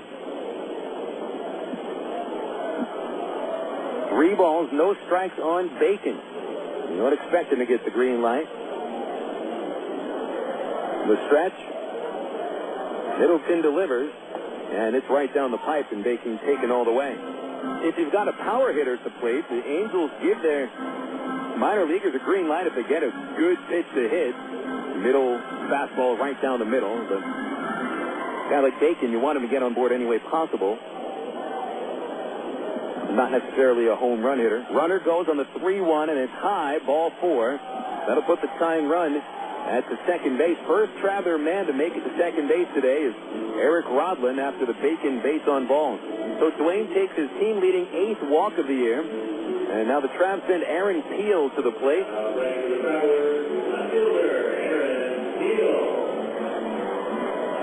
Peel fouled out of the first inning down to the right field line. After collecting 5 hits in the series opener, he is 1 for 5 since. Right-hand batter. With the runners out to their leads, no one really holding Rodlin on. The second baseman Murphy playing off. The pitch is a curveball over the plate for strike 1. Peel entered the game batting .296, no homers, 6 RBI. That 6th run batted in was the game winner on Friday, and Peel was also one of 4 Travelers to get hit by a pitch last night. It's an 0-1 count. From the stretch, Middleton delivers, and the fastball is grounded to second base. Murphy able to make the play, wheels around, gets the out at second. Sanchez is able to get the out at second, but he drops it on the exchange, and that's the only out they'll get at second base. Bacon is forced out 4-6, and Sanchez had to leap in the air with Bacon barreling right into him, and he lost the ball in the exchange. So Peel reaches first base on the fielder's choice. Rodlin to third base, so runners at the corners. And now Brandon Wood has an opportunity to tie this game with a base hit. Center fielder Lubanski is going to deepen up, and the right fielder Maier also goes a little further back. The infield will play back up the middle and deep at third. First baseman Ka'aihue holds Peel at first. From the stretch, Middleton delivers. It's a slider. It missed a little bit low. Ball 1. Wood reached on an error by the second baseman Murphy in the first inning. He had reached out and poked the ball to Murphy and was unable to field it clean. Time called by Tupman, and the Wrangler catcher heads out to the mound for a quick chat. And now Frank White emerges from the Wichita dugout, and he jogs out to the mound, and White wants to talk this over with Middleton and Tupman. Hey, Traveler fans, don't forget you've got the Texas League All-Star Game on June the 20th right here at Raywinder Field, and it's brought to you by the Arkansas Federal Credit Union. Tickets are not yet on sale for the Texas League All-Star Game, but if you just check back with us in about a week, we should know when those tickets are going on sale. We've got special tickets being made for both the All-Star Game and for the last ever game at Raywinder Field on September the 3rd. White back into the dugout, and Brandon Wood at the plate with a 1-0 count. Wood hitting .333 on the season. 13 RBI. Pitch on the way, and he fouled it over the roof, and it's strike 1 on the Travelers shortstop. Middleton effective so far because he's been throwing strikes with his curve, and his slider looks decent too. He's going to ask for a new ball from the plate umpire. But if Middleton starts to hang that breaking pitch, or is unable to throw it for strikes and has to just rely on the fastball, well, look out. It could be a long day for him. Wood waiting, and Middleton is ready. Here's the 1-1, and Brandon took strike 2, a fastball over the outside corner, right at the knees. Perfect pitch by Kyle Middleton. 1 ball, 2 strikes on Wood. End of the corners. Rodlin, a 1-out single. He's at third. Peel at first base after the fielder's choice. And now the stretch. Middleton pauses, delivers. Wood swings and fouls it again over the roof. Middleton went to the slider and was aiming for the outside corner.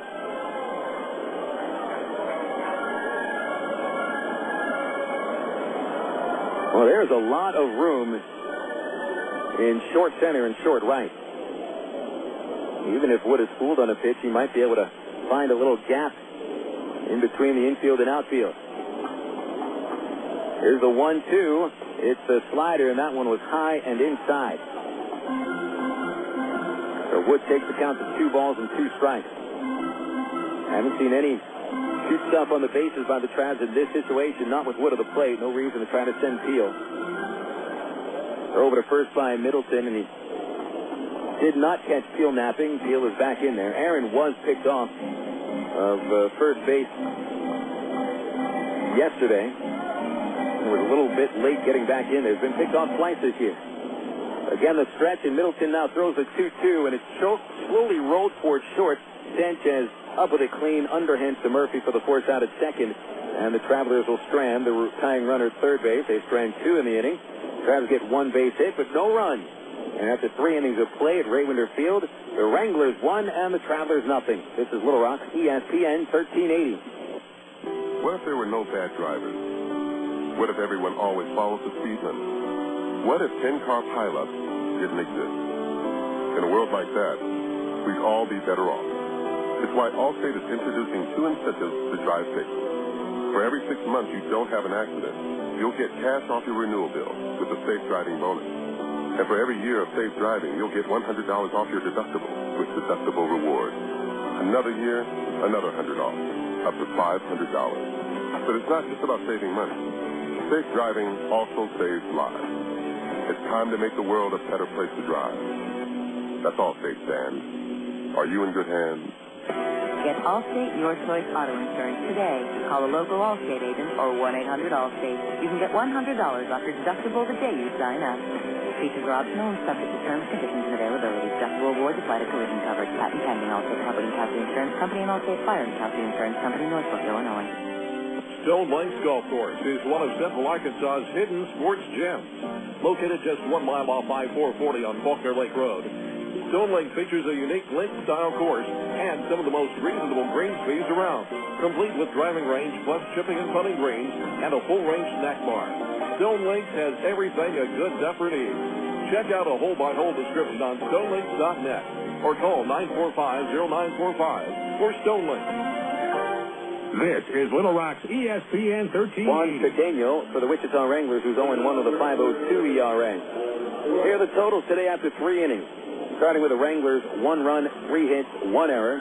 Wichita stranding 1 man. Travs totals, no runs, 2 hits, no errors, and 3 men left aboard.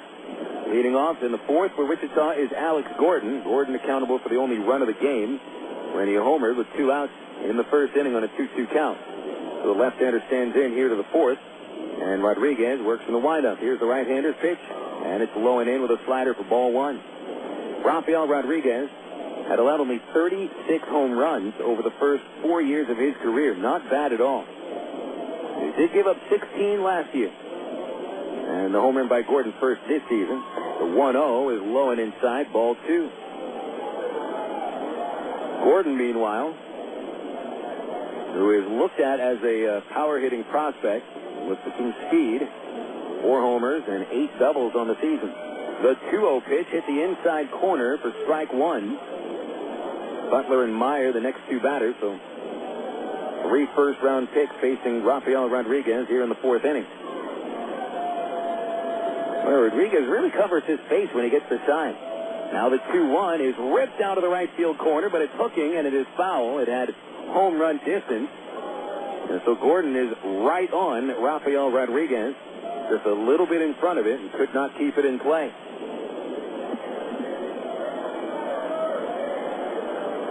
Rodriguez has been trying to come on the inside corner, and Gordon still turned on that pitch. Now the 2-2 on the way. And he struck him out swinging with a hard, heavy fastball down and in. And so Rodriguez does get the ultimate revenge on Gordon by striking him out with a power pitch. Oh, and there's the Advanced Auto Parts strikeout as well. That's why we had all the cheering from the bleachers. They know they just won a free gallon of windshield wiper fluid from Advanced Auto Parts. And that is reason to celebrate. Butler, the batter, he grounded out in the first, right-hander. They'll try to bust him inside. Rodriguez from the windup, and he grounds over the mound towards shortstop. Nice bounce up for Brandon Wood. The flip over to first for out number 2. The bounces have worked very nicely today for Brandon Wood. And that ball hit off to the left side of the mound, which sort of kept it bouncing and took a nice big hop right up to his chest. So 2 outs, and here's Mitch Maier. Maier led off the second with a single, but as he attempted to steal second base, Bobby Wilson pegged him. Nobody on, left-hander Maier in there, and Rodriguez kicks, comes home. It's a fastball at the knees, called strike 1. Rodriguez does have a big windup. Not necessarily a high leg kick. He really reaches back with the arm. Here's the 0-1. And that's fouled over the press box. Another fastball by Rodriguez up around the zone. With Maier just a little bit late. And the count is 0-2. Wranglers 1, Travs nothing. We're in the top of the fourth. Pitcher's looking strong here in the early going. Rodriguez, 2 strikeouts, going for his third.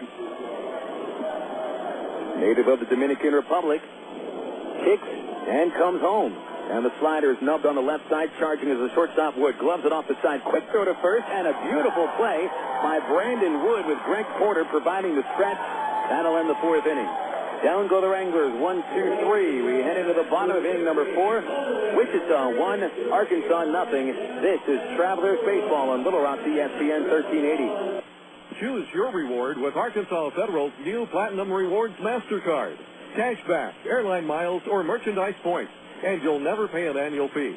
For limited time, we'll give you 1,000 reward points, and you'll get a low 6.9% annual percentage rate for the life of balance transfers. For details, call Arkansas Federal Credit Union at 982-1000 or apply online at ascu.org.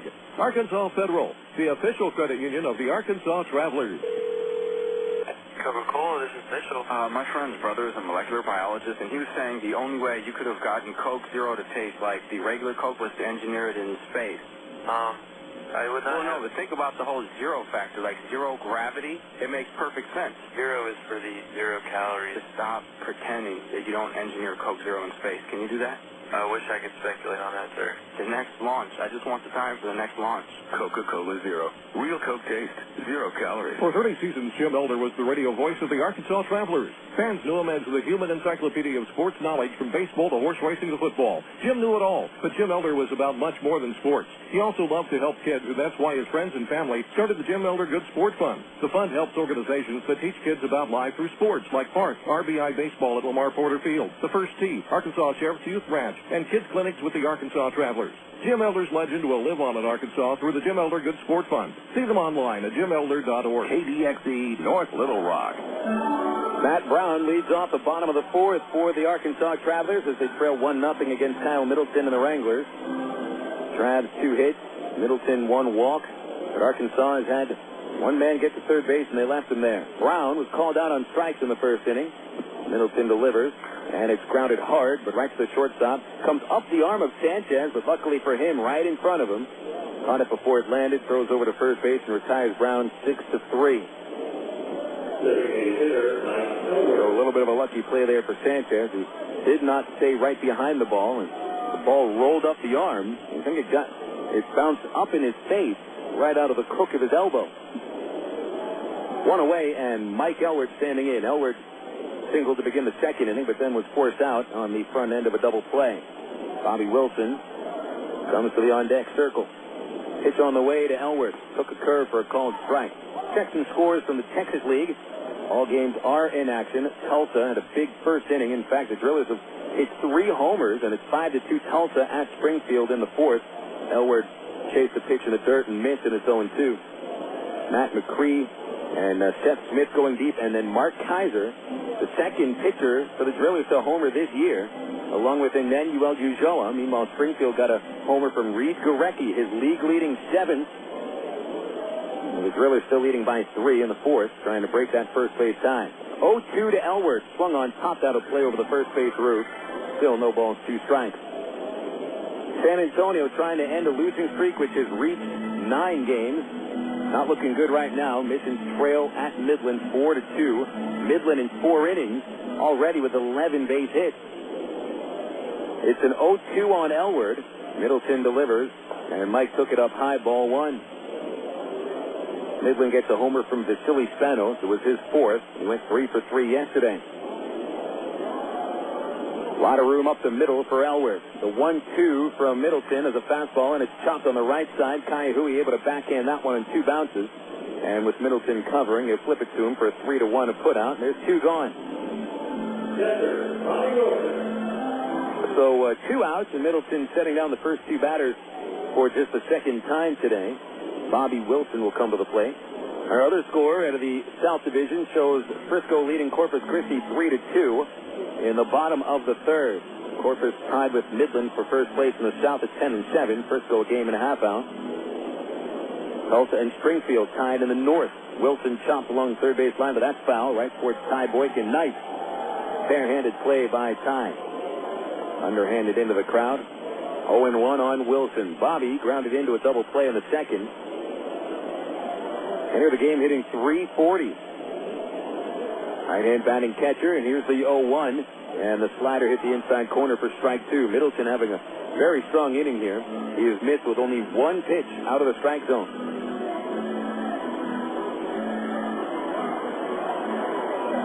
So it's 0-2 on Wilson. So far, one strikeout for Middleton. Here's the pitch. And the slider stayed high, ball one. We'll check the Major League scores next inning. Trying to see if we can get a lineup out of Anaheim and see if Reggie Willis might be in that lineup today. The 1-2 to Wilson is popped up on the right side in foul territory. Tupman hustles over to the home dugout, but that one is 7 rows deep into the stand. And the count remains 1-2. Not too many people at the ballpark tonight. Maybe 800, 900. But on a Monday night with threat of rain and clouds all around, windy, you don't expect too much of a packed house. It's a 1-2 on Wilson. The pitch is a fastball fouled into the screen. Still 2-2. So Bobby fighting up there, trying to keep this fourth inning alive. If he reaches base, Jason Espedo comes up. Middleton goes to the side. Here's the 1-2. The fastball is lined the other way and slicing foul. Nice piece of hitting by Bobby Wilson, but nothing more than a hard hit foul ball. That's 3 consecutive foul balls. Middle infielders back up to about a step into the outfield. And now the 1-2 once again is looped over the shortstop, and charging out there is Sanchez, and it's falling in for a base hit. A single for Bobby Wilson with 2 outs as he finds the little gap between Sanchez and the left fielder Butler. Base hit number 3 for the Travs, matching that total of the Wichita Wranglers.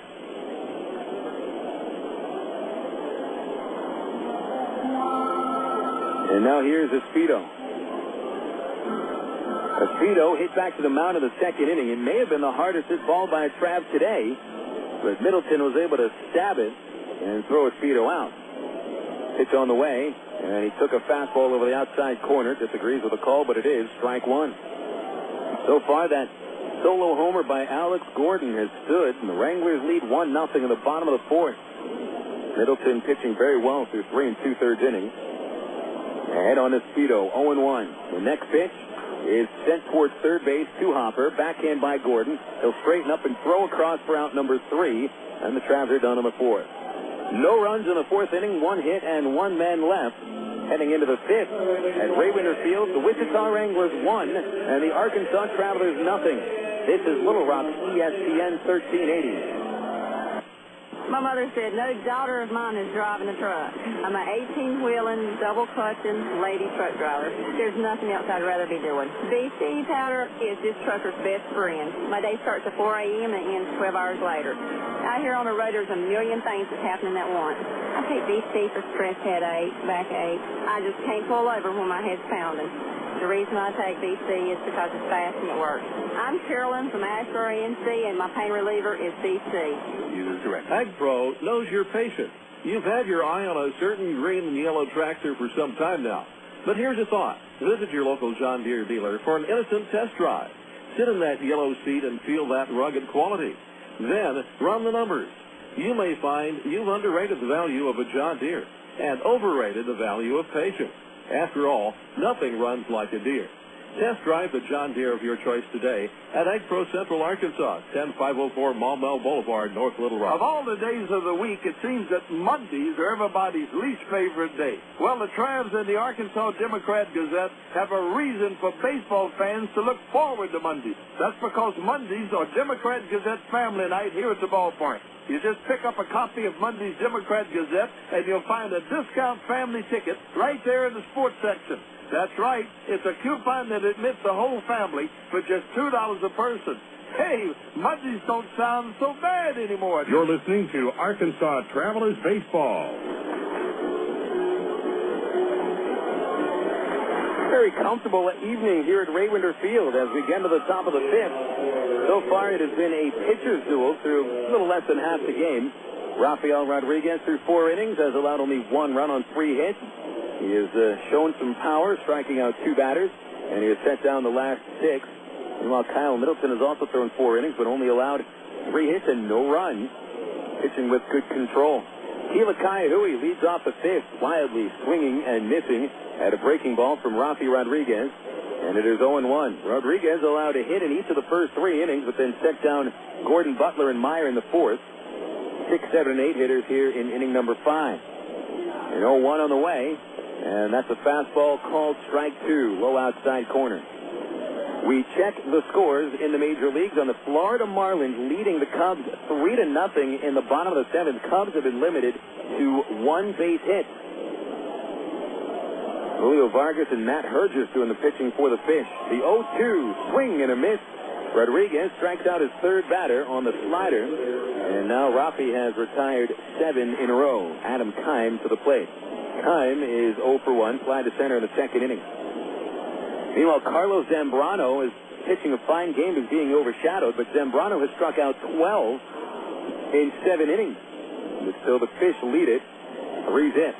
Pitch on the way to Keim. Right-hander takes outside from Rodriguez, ball 1. Cincinnati ahead of Washington in the 8th inning, 4-2. Colorado trails Philadelphia 6-4 in the 7th. Eli Morera with his 4th home run. We've seen him hit homers in, I believe, each of the last 3 days. 1-0 to Keim is over the plate at the knees, 1-1. Atlanta 1, the Milwaukee Brewers 0, bottom of the 4th. Houston ahead of the Dodgers 1-0 in the 5th inning.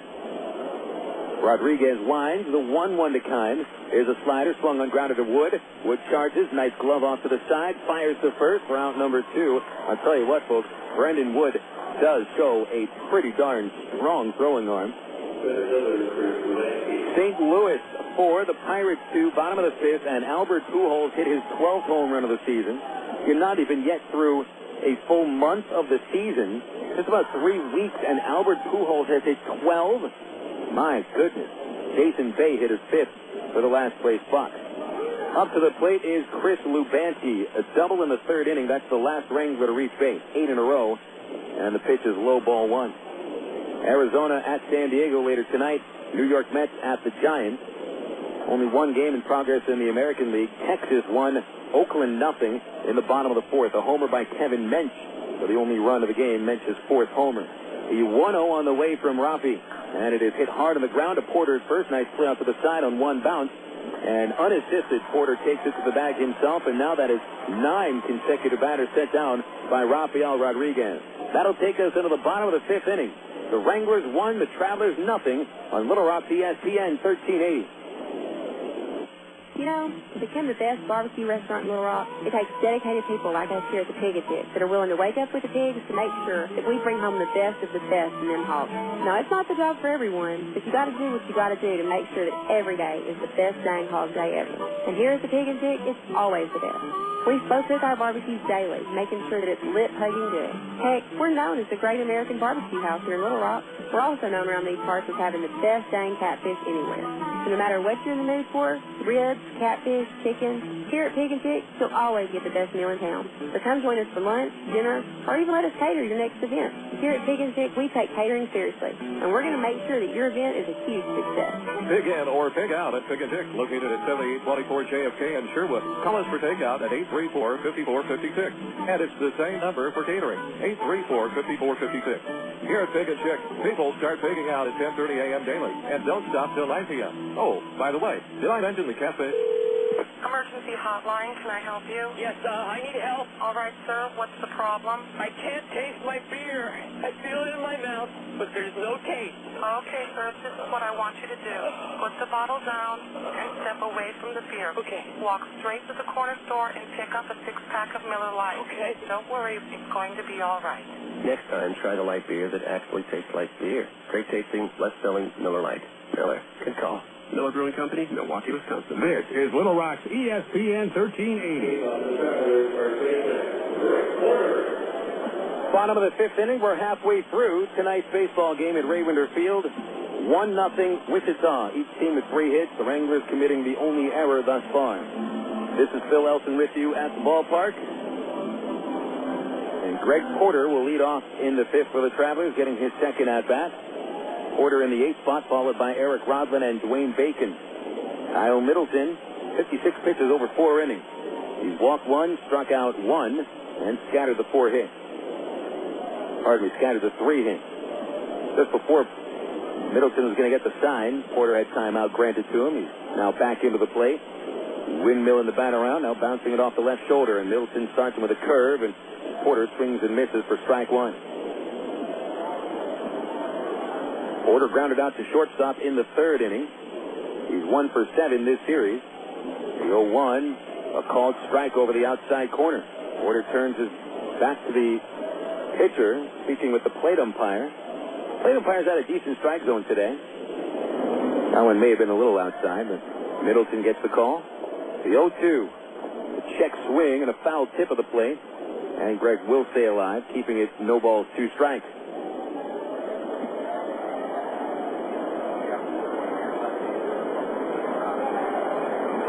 Wranglers' top pitching prospect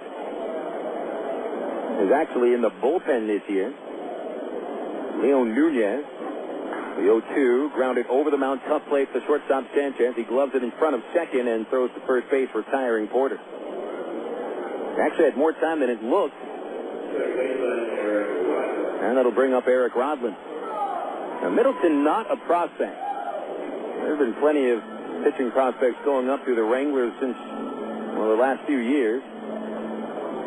Not too many of them have turned into very good major league pitchers. A lot of that has to do with the fact that they're pitching for the Kansas City Royals, and there's so much pressure put on young players coming up in that system. Rodlin, who singled in the 3rd inning, singles again here in the 5th. On the first pitch, he yanked it between first and second base, about 3 or 4 feet to the left of Donnie Murphy. Could not make the play.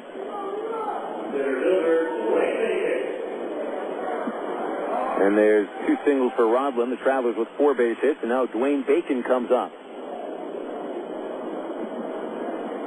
One of those pitching prospects that went through Wichita, Zach Greinke, did not start the season with the Royals. In fact, he went back home because of some personal problems. Pitch on the way to Bacon, and that's up high, ball 1.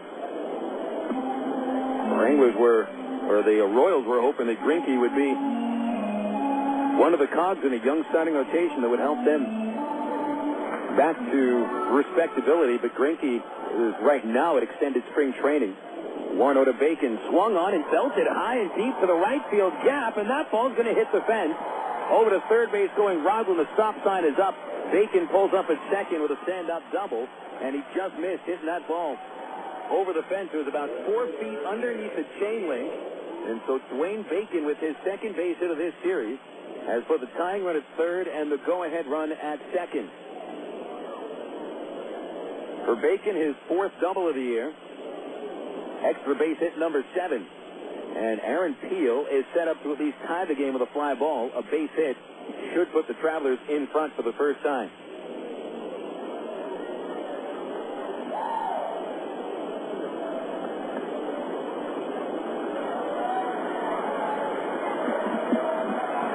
Aaron Peel will stand in.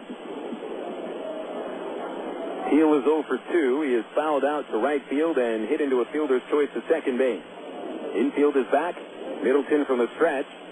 And a pitch on the way. Swung on, lined left center field. Shallow coming on Lebansky to make the catch. Here comes Rodlin from third base. The throw will go to third. And a sacrifice fly by Aaron Peel has tied this game at 1-1. Bacon holds at second base. And so there's a man at second with 2 outs for Brandon Wood. The RBI for Peel is his 7th of the year and second in this series.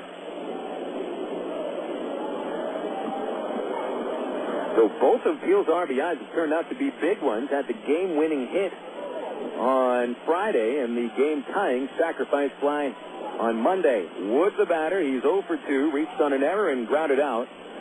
Go-ahead run at second in the form of Dwayne Bacon. A fastball comes from Middleton and it misses high, 1-0.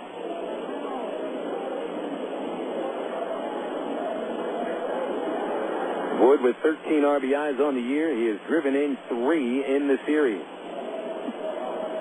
Big lead by Bacon. They leave him alone. He takes an extra step, and the 1-0 is fouled back into the net, making the count 1-1.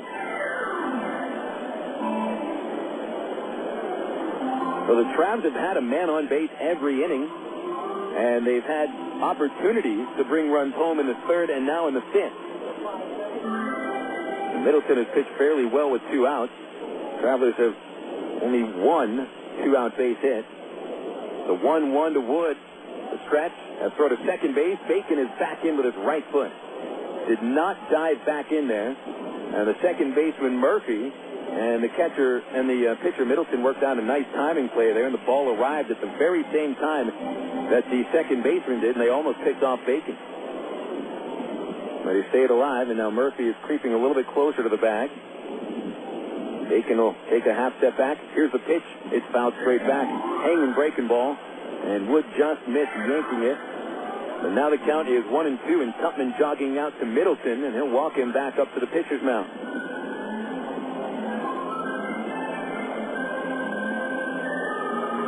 Home game number 9 of a 10-game homestand. The Travs lost the first 5 all to the Tulsa Drillers before taking 2 of 3 against these same Wranglers. Wichita hasn't played many games at home. Here in the first month of the season, Wichita has only 5 home games under their belt, which is less than any other team in the league not named San Antonio. Nixons will be back in town on Wednesday against the Arkansas Travelers. Tupman back behind the dish. It's a 1-2 count on Wood. He tries to break a 1-1 tie here in the bottom of the 5th inning with Dwayne Bacon at second. Middleton just staring in for the sign, and Wood has timeout called. Middleton and Tupman not really communicating all that well in this situation. Middleton walks behind the mound, grabs the rosin, and flicks it down. Body language not looking very confident by Middleton. Staring in again, and Wood just waiting. Now the stretch. And Bacon is left all by himself. The 1-2 to Wood is a curveball, strike 3 called on the inside corner. So the 5th inning comes to a close with the Travs tie the game with 1 run on 2 base hits, no errors, and 1 runner left. 5 innings complete. We'll head to the 6th. The Travs and the Wranglers tied 1-1 on Little Rock ESPN 1380. At Gary Eubanks & Associates, you've heard us talk about what we bring to the table. You ask what that means to you. Well, these verdicts and settlements are real results we've achieved for our clients, as large as $19 million for one case. While facts differ and results vary on each case, you should put this experience on your side. Insurance companies notice, and that creates settlement. And remember, at Gary Eubanks & Associates, we'll win your case, or you don't owe us a dime. 1, 2, 3. We're at the supermarket checking out shopping lists. Oh, here's mine. Let's see. Milk, cheese, yogurt, ding, ding, ding. Oh, do I win? Well, actually, you probably lose. What? Lose inches. Oh. These studies show that people following a proper reduced-calorie diet that included 3 servings of milk, cheese, or yogurt every day had better weight loss results and trimmed more from their waistline than if they just cut calories alone. So eat 3 cool, creamy servings of milk, cheese, or yogurt a day. Wow, I consider that a win. Have you had your 3 today? Choose your reward with Arkansas Federal's new Platinum Rewards MasterCard. Cashback, airline miles, or merchandise points, and you'll never pay an annual fee. For limited time, we'll give you 1,000 reward points, and you'll get a low 6.9% annual percentage rate for the life of balance transfers. For details, Call Arkansas Federal Credit Union at 982-1000 or apply online at ascu.org.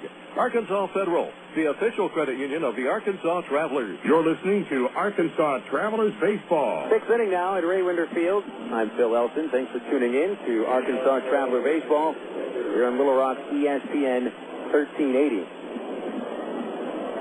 Stepping up to lead things off for the Wichita Wranglers is the number 9 batter, Matt Tupman. Game tied, 1 apiece. Meanwhile, Traveler starter Rafael Rodriguez in his Double-A debut has set down 9 consecutive hitters. Last man to reach, Chris Labansky, a double in the 3rd inning. Left-hander Tupman fly down in the 3rd inning. Pitch on the way, and he hits a high drive deep to right center field. The only question, is that a freeway ball? It is not, but it is a home run. And Tupman on the first pitch of the 6th inning puts Wichita right back in front by a run, 2-1. First home run of the year for Tupman, sitting dead red fastball. And Rodriguez, who has been very effective with his fastball, put it right down the middle. So both Wichita runs coming on the homer. And now Ángel Sánchez stands in. Sanchez is 0 for 2. He has flied to right field and lined out to second. Rodriguez, after allowing the homer, misses outside with his first pitch, ball 1.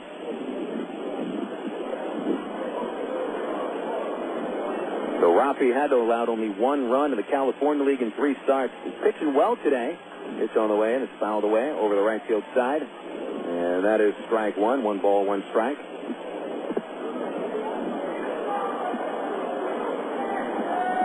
Travelers out hitting Wichita 5-4, but Wichita getting the heavy hit. 2 home runs.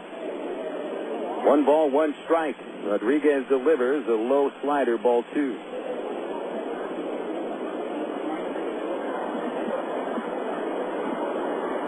Wranglers utilized the home run on Saturday to pick up their only win of the series. The 2-1 to Sanchez, skipped up to the plate for ball 3. Wranglers in that game hit 3 homers, with Billy Butler smacking 2 and Donnie Murphy hitting another 2-run homer. That was on Saturday. Wranglers won it 7-1. Home run doing it good for the Wranglers today. The 3-1 pitch is over the inside corner, strike 2. Well, even though he's allowed those 2 homers, Rodriguez still is not afraid to challenge with that fastball. He has really been right around the strike zone, hasn't walked anyone yet. Here's the 3-2 pitch to Sanchez. It's a high fastball, and there's your first walk of the game. Still nobody out, 1 run in, and now a man aboard for Donnie Murphy. Bobby Wilson will call time and jog out to home plate for a quick chat with Rodriguez. As he does so, we remind you about the first fireworks night of the season on Saturday, May the 6th. Shell Discount Family Weekend on May the 5th and the 6th with $3 discount coupons located at Little Rock area Shell stations. On Friday, May the 5th, we give away Jacksonville Jaguar bobblehead dolls to the first 500 kids. And then on May the 6th, it's a post-game fireworks extravaganza here at Ray Winder Field. Murphy the batter, and the first pitch is up high, ball 1. I think we have a couple of fireworks displays this year. And at Ray Winder Field, we do it unlike most other places where the fireworks go up from right in the center field area.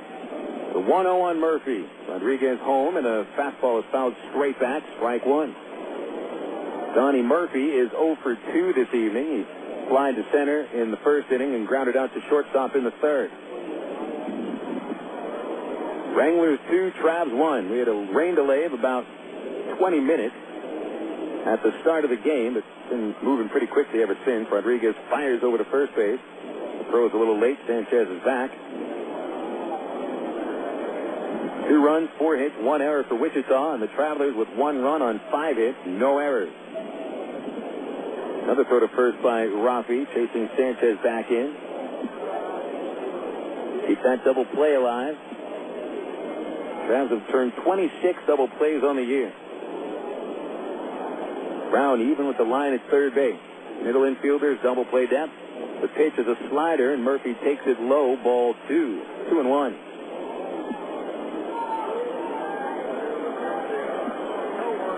Keith Comstock joined us on the broadcast a couple of days ago. Now the Angels' roving minor league pitching instructor, and he said people would like to draw comparisons between Rodriguez and Irvin Santana because they're hard-throwing righties from the Dominican. As a fastball to Murphy is popped up in a shallow right field. Second baseman Rodlin making the call, and he'll make the catch for out number 1. Holding it first is Sanchez. But Comstock said that that's where the comparisons really stop. Never mind the fact that they're both in the Dominican and throw hard, but they have different approaches to the game. That Rafael Rodriguez is a little more, how shall we say, focused. Enjoys the game a little bit more. Gordon, the batter, left-hander. First pitch, sky-high pop-up. Shallow left center. Wood out from shortstop. He's making the call. Aaron Teal calls him off at the last second, and Teal makes the catch for out number 2.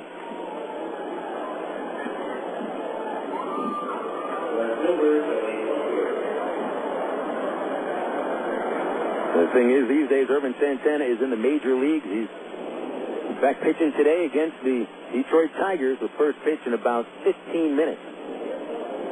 It did take Irvin 3 years at Double-A to get past Arkansas and finally get up to Triple-A. Pitch on the way to Billy Butler. High fly ball, deep center field.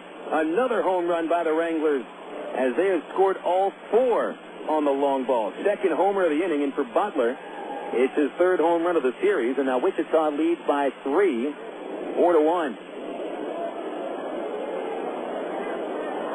Both home runs in this inning on first pitch fastballs. And Rafi's been using those to get ahead of the count, but now he may have to change the approach a little bit and maybe use the slider over the first pitch, or maybe throw a fastball out of the zone. He had cruised over the last 3 innings, setting down 9 in a row, but then Tupman smacks the first pitch of the inning over the right field fence. And after walking in, Ángel Sánchez, it looked like Rodriguez was going to get through the 6th inning with just the 1 run, getting 2 quick outs. But Billy Butler, it's his 4th home run of the season, now with 10 RBIs. Mitch Maier standing in. Maier is 1 for 2, a single and a ground out. Left-hand batter, and here's Rodriguez with a pitch. A fastball swung on and missed. It was under the zone, 0-1. Brent Del Chiaro walked out to the Traveler bullpen, and no one warming up for the moment. Might see that sometime soon. Here's the 0-1 to Maier. That's low and inside. 1 ball, 1 strike.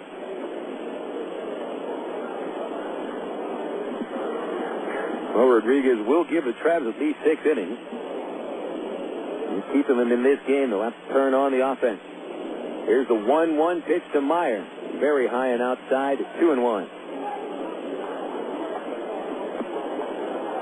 Then at the end of the game yesterday, the Travelers seemed to be a team that this year they will rally back at the end of a game. Well, yesterday it was the other way around, but they still pulled out the win in the 9th inning.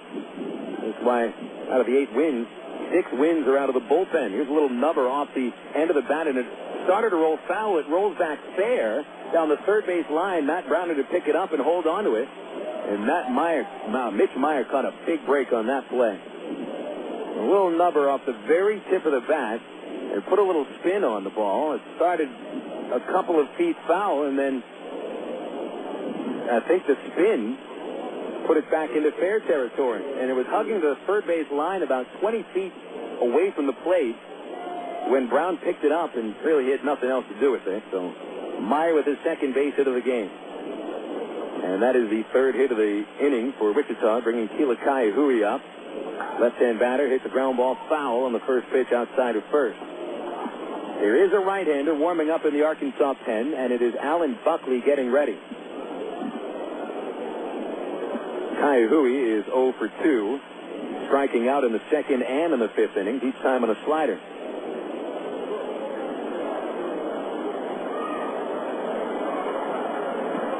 Rodriguez into the stretch, checks out his letters, and the 0-1 to Ka'aihue is a strike over the low outside corner, a good fastball, and we're at 0-2.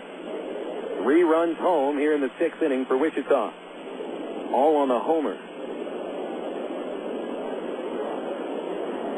Solo homer by Tupman, 2-run shot by Butler. And a little infield hit by Maier. But an 0-2 pitch on the way to Ka'aihue, and he took it in the dirt. It goes all the way back to the screen. It'll be the second wild pitch of the game on Rodriguez. Maier even made the turn at second base. He went about 15 feet towards third, but stopped.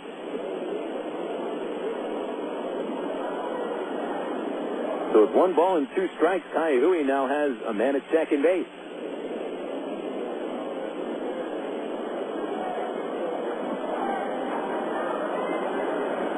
So Rodriguez, who may be in his last inning today, needs to collect his thoughts, bear down and get that last out, keep it at a 3-run game. The check at second. Now the 1-2 is a very high slider. Evens the count up, 2 balls, 2 strikes.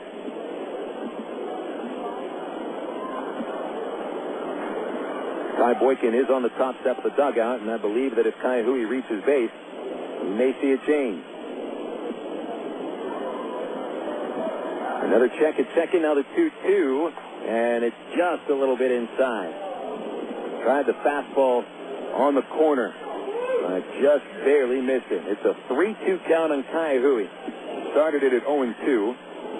A wild pitch, a high slider, and a fastball that just missed the edge. First base is open. And now the payoff pitch is low for ball 4. Second walk of the inning. And this will be the 8th batter coming to the plate, Adam Kime.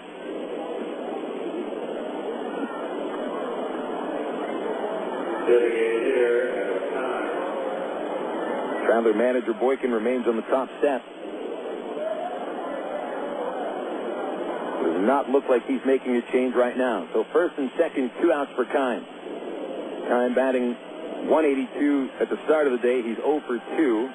First pitch is hit on the ground, takes a nice bounce right up to Roslin, flips over to Brandon Wood for the force out at second to end the 6th inning. The Wranglers, who had a 1-0 lead going into the 5th. After the Travs tie it, they score 3 runs on 3 base hits. No errors, and 2 men left. Will take it into the bottom of the 6th inning, and the Wranglers leading 4-1 over the Travs on Little Rock's ESPN 1380. At one time or another, we all want to change the world in which we live, make it a better place. Introducing the new ITT Tech School of Criminal Justice. At ITT Tech, we now teach the fundamentals of the criminal justice system, along with the technology to help respond to and prevent crime. ITT Technical Institute School of Criminal Justice, education for the future. To find out more, call 1-800-ITT-TECH or visit us on the web. You signaled your turn. You merged without cutting anyone off. You stopped because the light was red. Through rain and sleet, through dark of night, 365 and 1/4 days a year, you drive safely. Now, Allstate rewards you for being the hero you are. Introducing the Safe Driving Bonus. For every 6 months you don't have an accident, Allstate will give you an extra bonus. Actual cash off your renewal bill. That's on top of any discounts you've already received. It's time to make the world a better place to drive. That's Allstate stands. Are you in good hands? Get Allstate Your Choice Auto Insurance today. Call a local Allstate agent or 1-800-ALLSTATE. You can start earning your safe driving bonus the day you sign up. Features optional and subject to terms, conditions, and availability. Patent pending. Allstate Property and Casualty Insurance Company. Allstate Fire and Casualty Insurance Company. Norfolk, Illinois. This is Little Rock's ESPN 1380. Bottom of the 6th inning, and the Travs now trailing by 3. Biggest lead of the night by the Wichita Wranglers.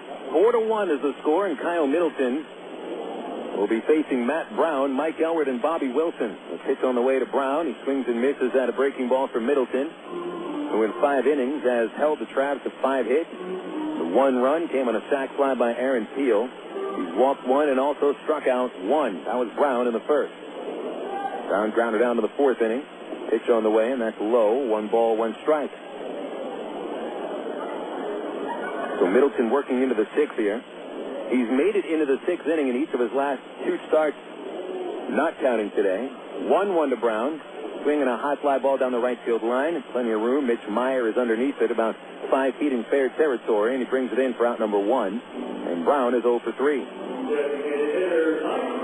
That'll be Mike Elwood coming up. We'll have some more work in the Traveler bullpen, and that makes you believe that Rafael Rodriguez is finished after 6 innings. Tell you what, he impressed. He looked pretty good.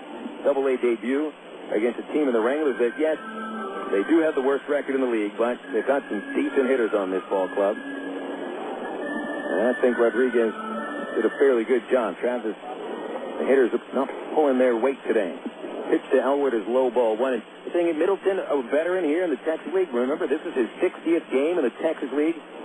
He's pitching well. Pitch on the way to Elwood. That's high. Ball 2, 2-0. Elwood singled in the second and grounded out in the fourth. Each time he's tested the first baseman Ka'aihue's range. The 2-0 is swung on and missed on the curveball, and it's 2-1. Final out of Washington, Cincinnati wins it 4-2. Ramirez over Hernandez.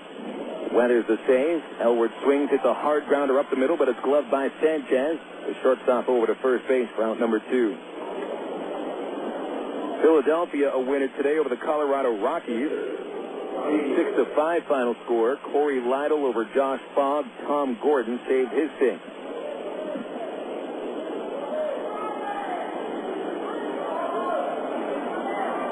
Cubs coming back big time. They took a 6-run inning in the 8th.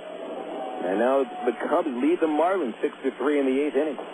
Pitch on the way to Wilson, called strike over the inside corner.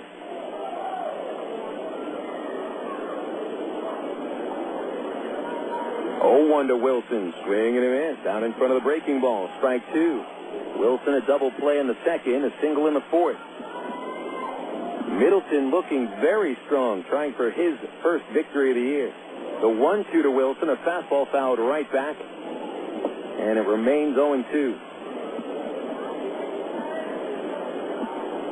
Buckley will pitch in the 7th for the Travelers. No one working in the Wichita pen. 0-2 to Wilson, swing and a miss on the curveball, and that is Middleton's second strikeout of the game. He pitches his first perfect inning of the night. And we'll go into the 7th now. Wichita leading 4-1. This is Arkansas Traveler Baseball on Little Rock, ESPN 1380. If you're looking for answers from an auto parts store, get ready.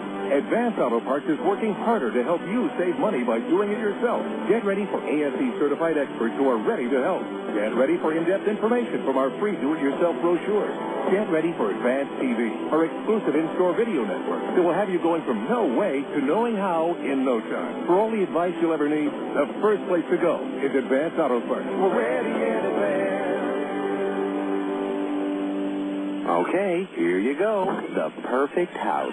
So you ready to put in a bid? A what? It's a pretty tight market, and I'd really hate to see you lose out. It's the first house you've shown us. Yeah, isn't that great? Not working with the Century 21 agents.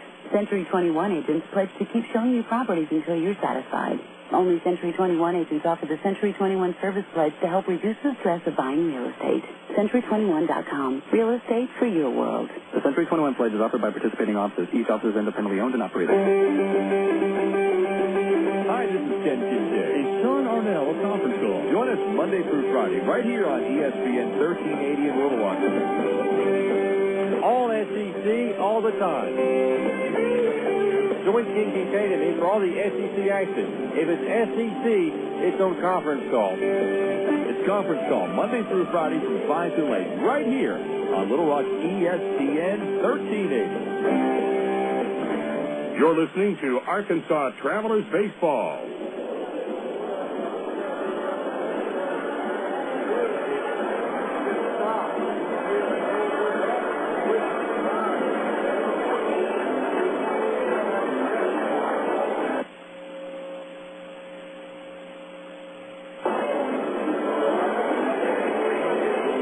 Innings are complete, and the Wichita Wranglers lead the Travs by a score of 4-1. Phil Elson with you. Let's go through the totals, starting with the Wichita Wranglers. 4 runs on 6 hits, 1 error. Wranglers stranding 3. Travs totals 1 run, 5 hits, no errors. And the Travs today had stranded 5. New pitcher for Arkansas, Alan Buckley. He replaces Rafael Rodriguez to start the 7th inning. And it'll be Chris Lubanski to lead off, the only batter that didn't hit in the sixth for the Wranglers. Pitch on the way from Buckley, and it's up high. 1-0. AT&T call to the bullpen. You can turn a double play with AT&T Yahoo high-speed internet. You can make calls and access the internet at the same time using only one line. The new AT&T Your World delivered. 1-0 to Lubanski. Inside, ball 2, 2-0. Rodriguez, over his sixth-inning Double-A debut, allows 6 hits and 4 runs. They're all earned. He walked 2, struck out 3, 2 wild pitches, 2 home runs allowed. 2-0 to Lubanski, a called strike at the knees, 2-1. Alan Buckley, tallest member of the team, 6'6", 240 pounds. Been very effective out of the pen. No wins, 1 loss, 386 earned run average. The big right-hander's 2-1 is fouled off over the bleachers at third base, and it's 2-2. Lubanski had a leadoff double in the third. Would make it to third base, but was left there. And in the fifth inning, Lubanski grounded out to the first baseman Porter. Ballpark buzzed by a helicopter, and the 2-2 to Lubanski. He swings and misses at a slider from Buckley for out number 1. And for Alan Buckley, his 11th strikeout in 12 innings this season. He's allowed 10 hits, 2 home runs, 4 walks on the 11 Ks. Here's Matt Tupman. Tupman swatted the first pitch of the 6th inning over the right field wall. First home run of the year, and it put the Wranglers in front 2-1 so far. It is the go-ahead hit. Left-hand batter. Here's a pitch from Buckley. It is high and outside, ball 1. Ángel Sánchez is on deck. Buckley works from the stretch at all times. He delivers a 1-0, and that's outside, ball 2. So with Rodriguez stepping into the slot previously occupied by James Holcomb in the rotation, 2-0 pitch to Tupman. Fouled off, strike 1. Holcomb pitched on 3 days rest in the win yesterday, so it's Rodriguez today, Chris Hunter tomorrow. We will open up the San Antonio series with Jesse Smith on Wednesday, Daniel Davidson on Thursday, Holcomb back to work Friday, and Rodriguez closes out the series in San Antonio on Saturday. 2-1 to Tupman. Buckley comes home. The fastball is lined softly towards center, and Brandon Wood couldn't make the play. It's over his head and into center field. A 1-out single for Matt Tupman, who continues to hit very well in the series. 2 for 3 today and 6 for 12 in the series. To the top of the order we go for Wichita, and their shortstop Ángel Sánchez.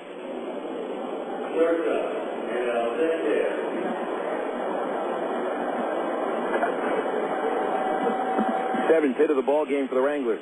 Sánchez is 0 for 2, but he's walked and scored back in the 6th. Pitch on the way from Buckley. His breaking ball was inside, 1-0. Sánchez flied to right, lined to second, and then took Rodriguez's first walk in the 6th inning. Scored on the homer by Butler. Buckley over to first base, but Tupman is back in there. Travs down 4-1. Here in the top of the 7th inning. Trying to win 2 games in a row for the first time since the road trip. Here's a 1-0. Sánchez grounds to first base. Porter makes the play on the grass. Throws to second. Over to first is Wood. And Buckley is there to complete the double play. 3-6-1. Twin killing ends the 7th. Nicely turned by Porter, Wood, and Buckley. And now it's time for the 7th inning stretch as the Wranglers do not score. They got 1 hit, strand no one.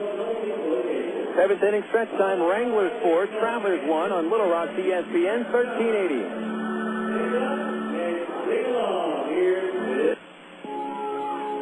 Sid Gutierrez had a childhood much like you'd expect growing up in 1960s New Mexico.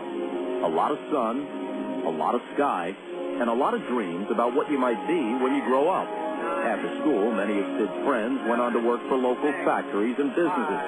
Some moved away, but none moved as far away as Sid. Sid Gutierrez is recognized as the first Hispanic to pilot a space shuttle, and he's a member of the International Space Hall of Fame. But before he went into space, he went to Webster University. I'm Bob Costas, member of the board of Webster University. All Webster campuses around the world share the same belief. Education is more than just a degree. It's real knowledge for real-world success.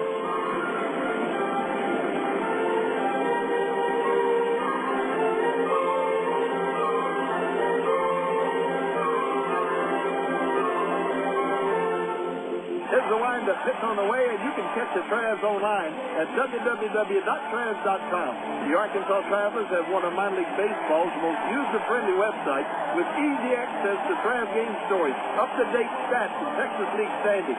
You'll be informed about the Travs online at travs.com. Purchase tickets, Travs souvenirs, listen to the game. Hey, if you could buy hot dogs and popcorn on the website, it'd be like coming to the old ballpark. See us online, www.travs.com. This is Little Rock's ESPN 1380.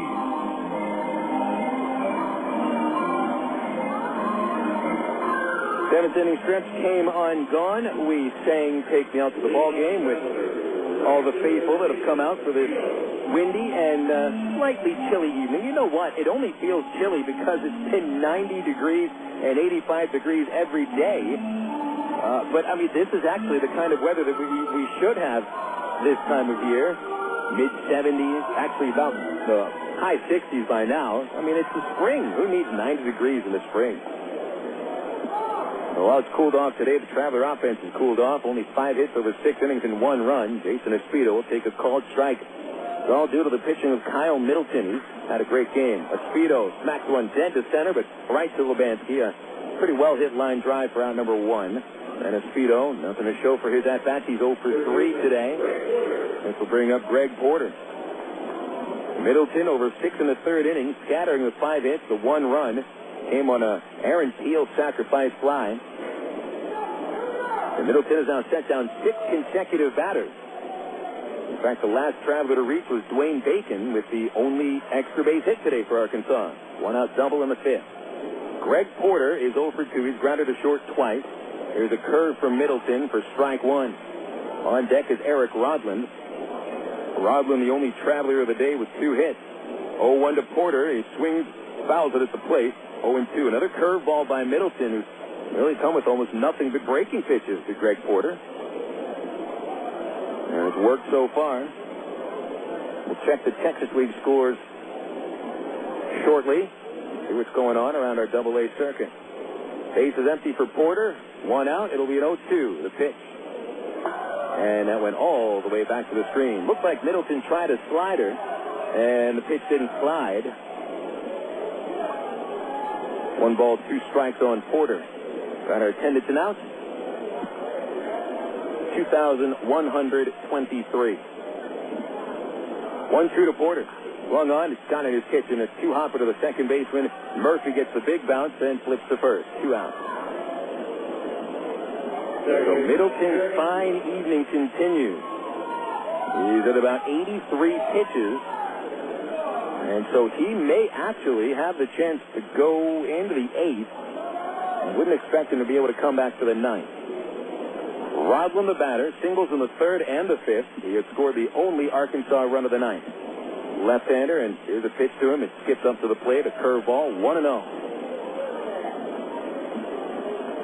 We'll get to those Texas League scores in the 8th. Or perhaps the Travs will rally, and we'll have a chance to give these scores here in the 7th.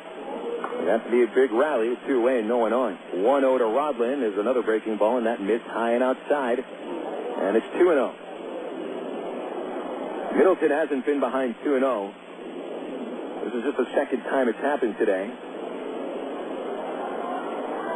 And here's the pitch to Rodland. It's up high, ball 3. Dwayne Bacon on deck.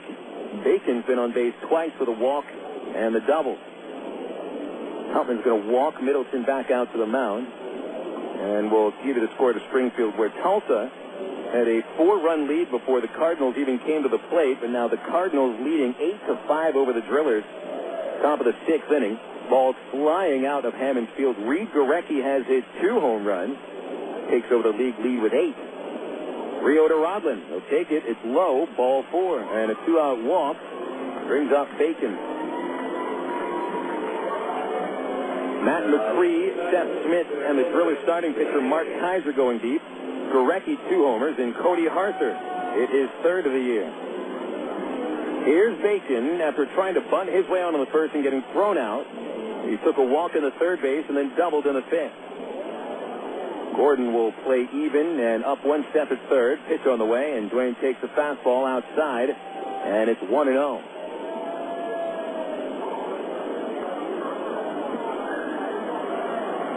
Two outs. Travs trail by 3. Tying run on deck. It is Aaron Peel in the on-deck area. 1-0 to Bacon, and there's a fastball for a strike. 1-1.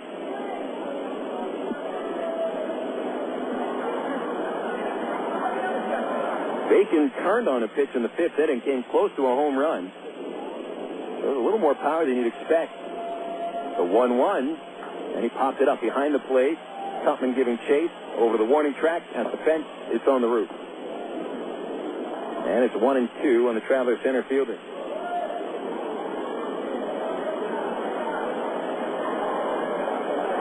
Bacon's approach to the plate, he looks almost like what Sean Figgins looks like. Kind of crouched down, a slightly open stance, the bat just above his shoulder. No one crosses up Sean Figgins with a power hitter, but you know what? Sean hit 8 last year. He's got 2 in 1 week.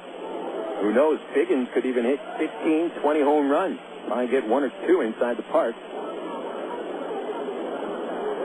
Bacon waits. The 1-2 pitch. And it's a curve. He swings and misses. Strike 3. For Middleton, that is his 4th strikeout of the game. The Travelers are done in the 7th, getting no runs, no hits, leaving 1 aboard. We'll go to the 8th. Wranglers 4, Travelers 1 on Little Rock, ESPN 1380.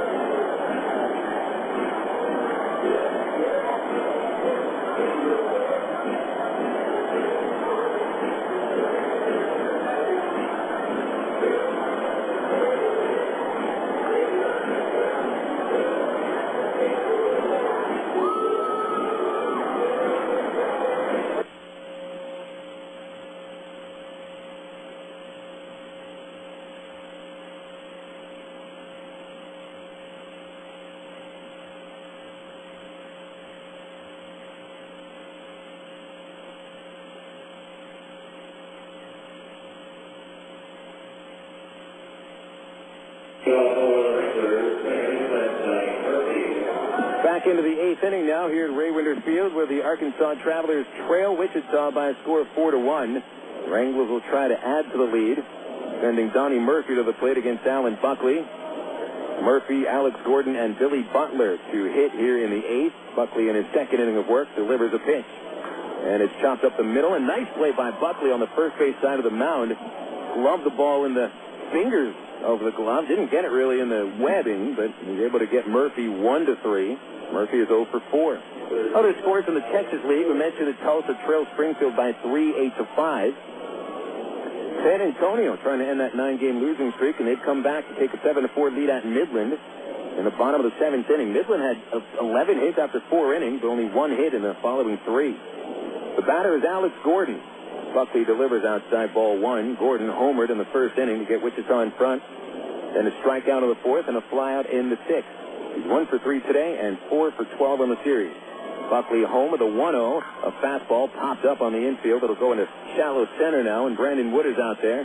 Bacon is in. Bacon makes the catch from center for out number 2. Quick 2 outs here, just 3 pitches from Buckley. Corpus Christi, a 5-4 lead at Frisco in the top of the 6th inning. Midland on a 3-game win streak. They trail by 3 against the Mission. The batter now is Billy Butler, 1 for 3 with a 2-run homer in the 6th. It comes and it's high and inside ball 1. Butler, only 19 years old, and he actually is standing out amongst the rest of these Wranglers. He's the youngest on the team. He's 320 over the first 17 games with 4 homers, counted the 1 of the 6th. Pitch on the way, swing and a miss. He was late on the breaking ball. 1-1.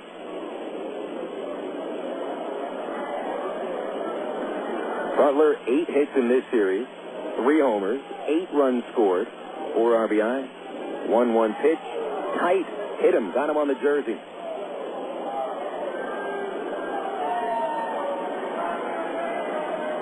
So Buckley puts Butler aboard, hitting him with a 2-out pitch. And that'll bring Mitch Maier to the plate. There is action in the Wichita bullpen. They've got a right-hander getting ready, and that is Thad Markray warming up. Here's Maier, left-hand batter, 2 for 3, 2 singles. Here's a pitch, and that's a changeup low. Nicely blocked by Wilson, ball 1. So we would expect to see Middleton come back for the 8th inning. He has thrown 92 pitches in 7 innings. He still has perhaps another frame left in it. And he holds a 3-run lead over the Travs. Buckley sets. Here's the 1-0 to Maier. Swung on, hit high in the air towards the left field line. Aaron Peel streaking over. He cannot make the catch. The wind blew it in front of him, and it fell in front of him for a base hit. He'll fire into second base behind the runner Butler, but Butler got back in. So Maier today with 3 hits. 2 of them have been little cheapies. That's just the way the cookie crumbles sometimes. And a little bleeder off the bat that went a third of the way down the third base line and died in the 6th inning for a hit. And here in the 8th, popped the pitch up. And the wind blew it right in front of Aaron Peel. Peel, who was positioned towards the gap. He would have been able to make the catch. He made a long run, but that wind just kept it in front of him. 2 on, 2 out. Kila Ka'aihue at the plate. Struck out twice against Rodriguez and walked. Here's a pitch to him. Left-hander takes down and in, ball 1. Wranglers, 4 runs, 8 hits, 1 error. Travelers, 1 run, 5 hits, no errors. It's Buckley against the left-hander Ka'aihue. The 1-0 is low, ball 2.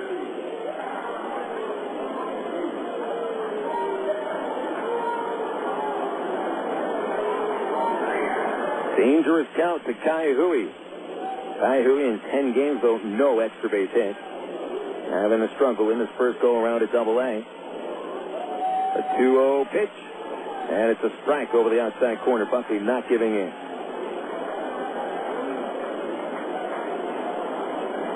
Travs are going to need some kind of an explosion over the 8th and 9th innings. They'll need 3 runs to tie at the moment. Ka'aihue has 2 runners on base, however.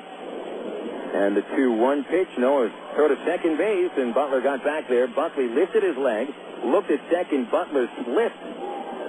But Buckley was unable to get the throw to second base in time. Brandon Wood came in from shortstop, and the throw just wasn't there.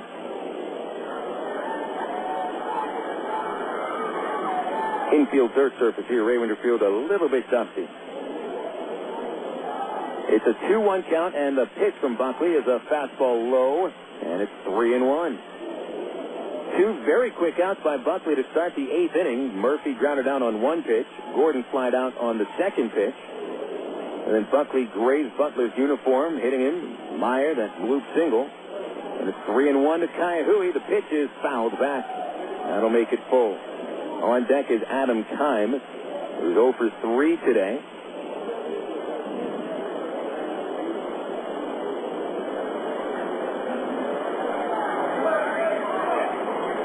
The runners will get a head start. The infield plays back. Wood up the middle from short. There's a huge hole. And normal depth shortstop. Into the stretch. Buckley comes home. The runners go. It's a curveball, and Ka'aihue swings and misses. striking out for the third time today. The Wranglers score no runs in the eighth. They got one hit. They strand two and will go into the bottom of the eighth. The Travelers still trailing Wichita by a 4-1 score on Little Rock, ESPN 1380. Coca-Cola, this is Mitchell. My friend's brother is a molecular biologist, and he was saying the only way you could have gotten Coke Zero to taste like the regular Coke was to engineer it in space. I would not. Well, no, but think about the whole zero factor, like zero gravity. It makes perfect sense. Zero is for the 0 calories. Just stop pretending that you don't engineer Coke Zero in space. Can you do that? I wish I could speculate on that, sir. The next launch. I just want the time for the next launch. Coca-Cola Zero. Real Coke taste.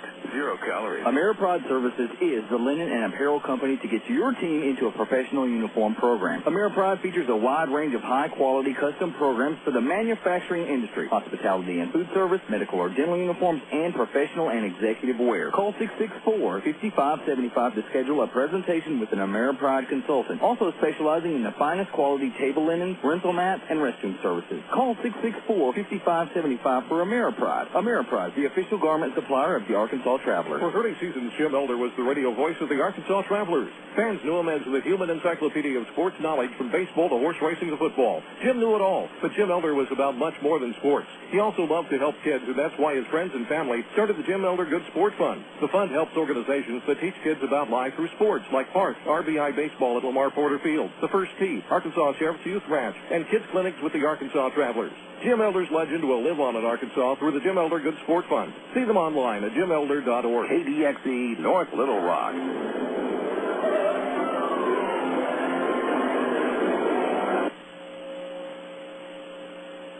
Bottom of the eighth inning, the Travelers still down by 3 runs by a 4-1 score. And the Wranglers have removed their starting pitcher, Kyle Middleton, from the ballgame after throwing 92 pitches.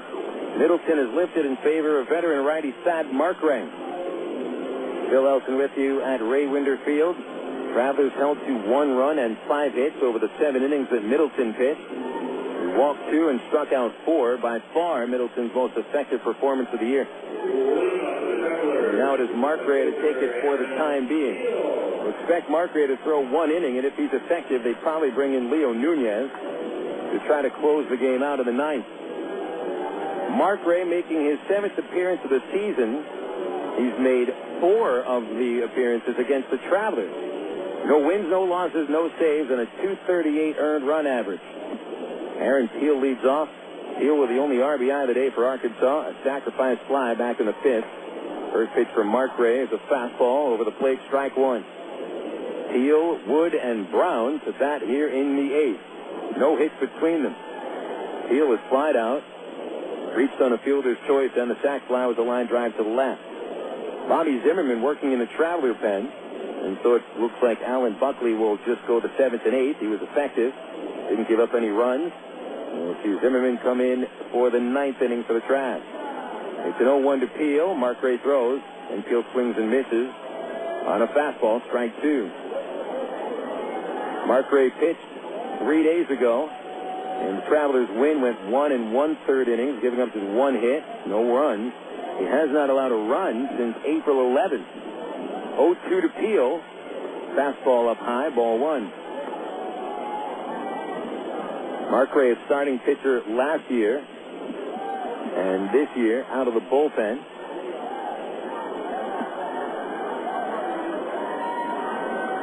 1-2 pitch to Aaron. Fastball fouled off over the first base roof.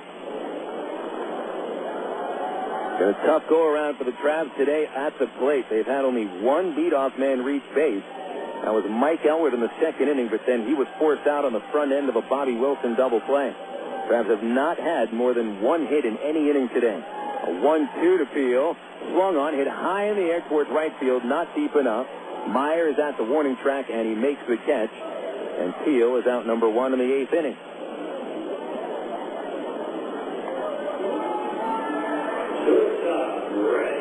Here comes Brandon Wood. Wood, a quiet night at the plate, 0 for 3, reaching on an error. A fielder's choice and a strikeout. But he's looked very good in the field, turning a double play.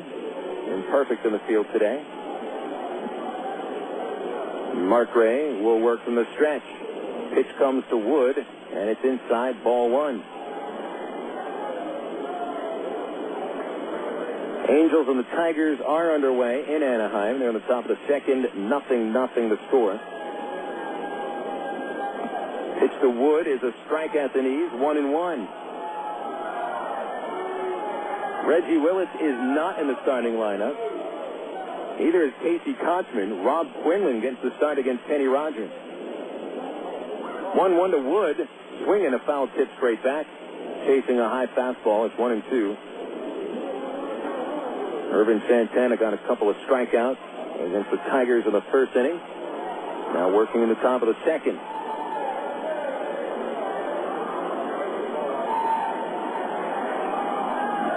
Mark Ray sets, kicks.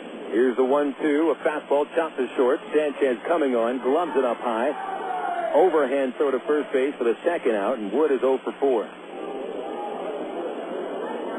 White Sox in Seattle played into the top of the second, tied 1-1. Jose Lopez went deep for the Mariners. Oakland over Texas 3-2 in the seventh inning. Eric Chavez and Nick Swisher have hit home runs. Swisher with 9 home runs. He's really starting to blossom into the type of player the Athletics were hoping for. Kevin Mentz went deep for Texas, his 4th. It's Matt Brown batting. He's 0 for 3. Right-hander, base is empty. Trav trails 4-1. Fastball fouled straight back. Good swing at it, but it's 0-1. Milwaukee over the Braves, 3-2 in the 8th inning. Corey Kosky went deep, his first. Houston trying to close out the Dodgers. Astros 2, Dodgers 1 in the 9th. Drew goes deep for the Dodgers. Berkman for Houston. Pitch comes to Brown, and a fastball called for strike 2.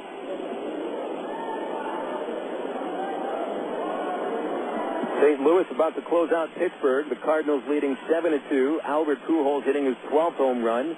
Jason Bay his 5th. Here's the 0-2 to Brown, and it's outside 1-2. The Giants get a homer from Moises Alou in the first inning, his 5th of the year. 3-0 San Francisco, still in the bottom of the first. The Cubs came back with a 6-run 8th inning to win over the Marlins 6-3. 1-2 pitch to Brown. Check swing, it's in the third. Strike 3, but it bounces off to the left side, and Brown will get first base. Call it a strikeout and a wild pitch charged to Mark Ray, allowing Brown aboard. So with 2 outs, the Travs' 8th inning is still alive, and Mike Elward will come up.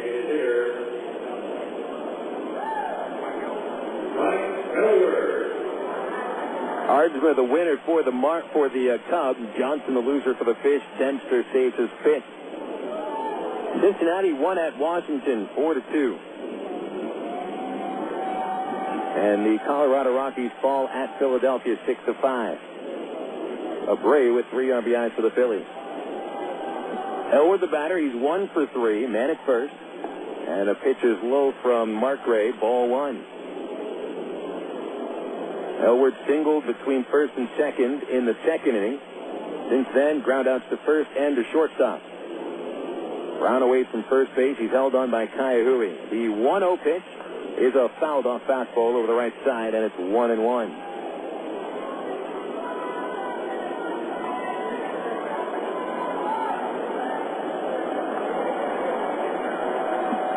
David Gates jogging down from the bullpen with a bat.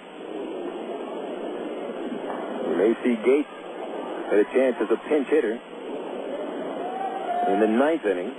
The 1-1 to Elward is just a little outside. Ball 2, 2-1. The Wranglers leading 4-1 in the 8th. Wichita scored all 4 of their runs on homers. Billy Butler, a 2-run homer. Alex Gordon and Matt Tupman with solo shots. Runner going, the 2-1 to Elward is a strike and a throw to second. Nobody is there. Murphy, the second baseman, was backing up at second base. For the shortstop, Sanchez was nowhere to be found. So Matt Brown with his first steal of the year. The count is 2-2 on Elward. On a duck on the pond with Bobby Wilson on deck.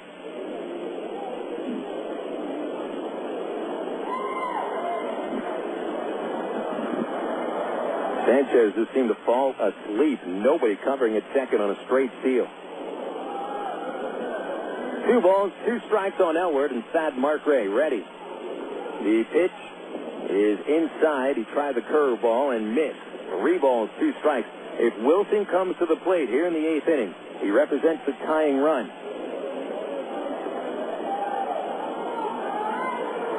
Nobody yet warming up in the bullpen for the Wranglers, so Nunez is starting the long toss. Here's the 3-2. Elward swings and tips it. It is dropped by the catcher. It went in and out of the mitt of Matt Tupman, pretty close to squeezing it. Elward gets a second chance here. The count remains full.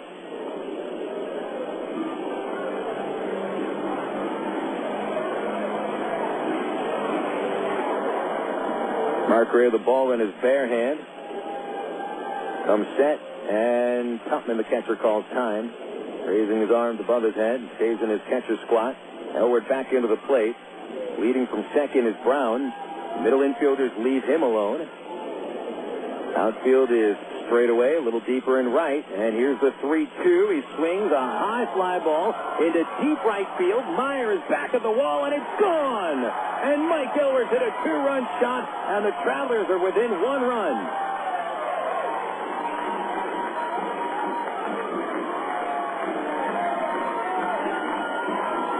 Elward on a 3-2 count here in the 8th inning with his second home run of the season. It was a fastball out over the plate, and Elward goes with it into right center over the Stevens Incorporated sign, and the Travs trail 4-3. Here's the tying run coming to the plate in the form of Bobby Wilson. So Elward 2 for 4, RBIs 18 and 19 on the homer.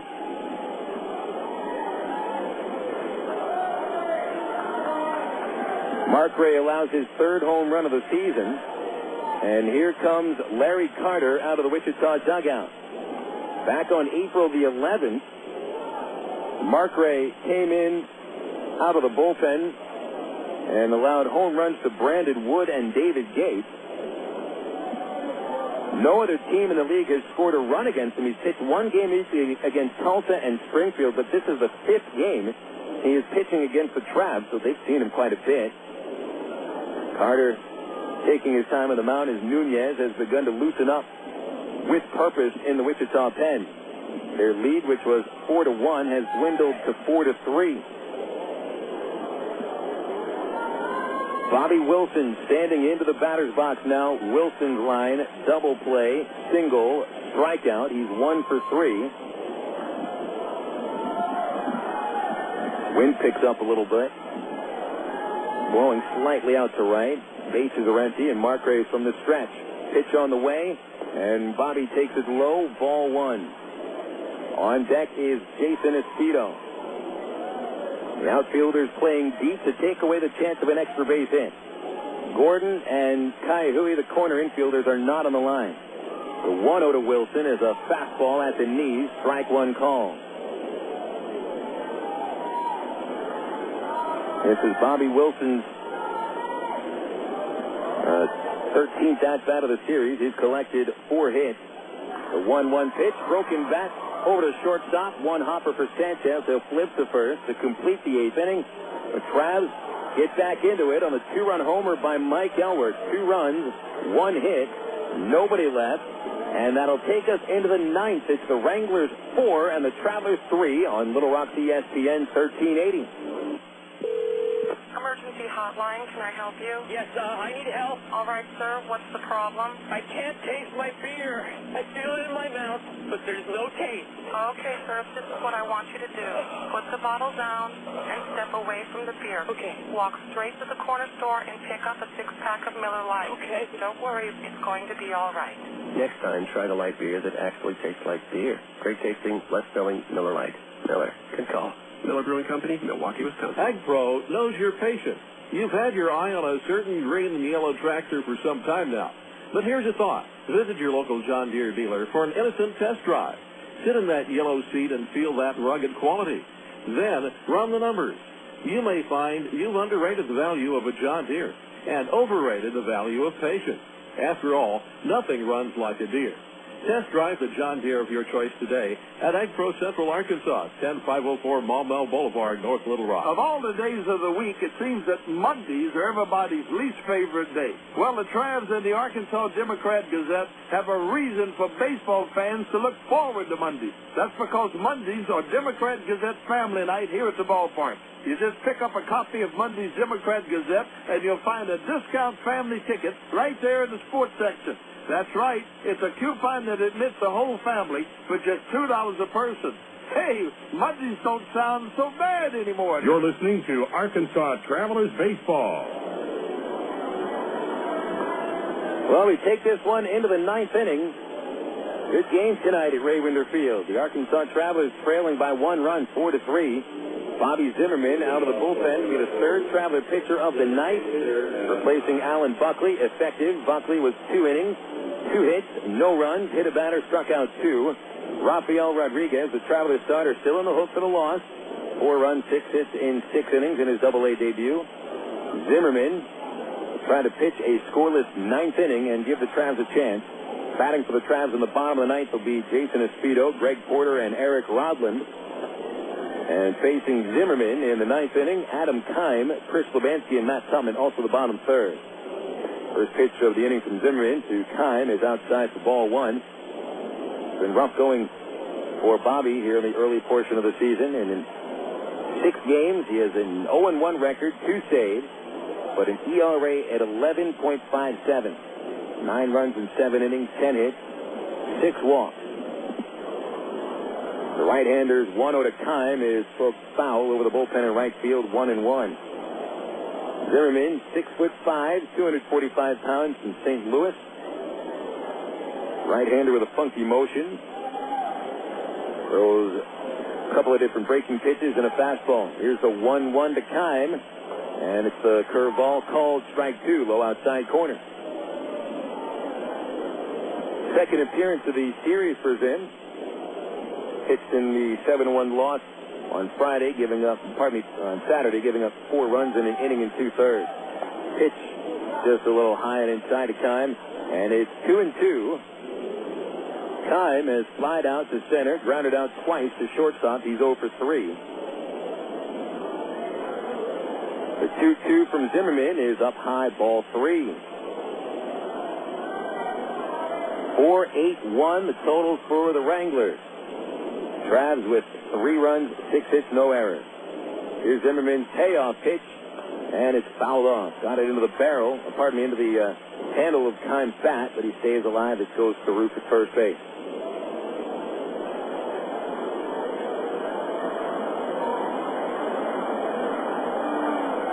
Zimmerman started the season with 3 scoreless outings, only allowing 3 base runners in 4 innings. 3-2 pitch is lined the other way, slicing to the line, foul.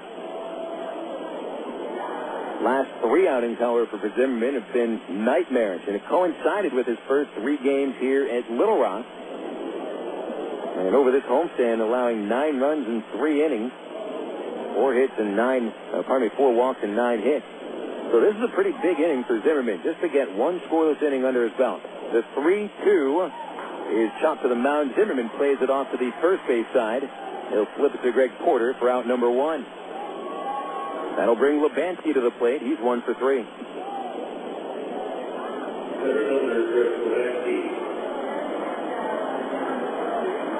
Lubanski doubled in the 3rd inning and then grounded out in the 5th.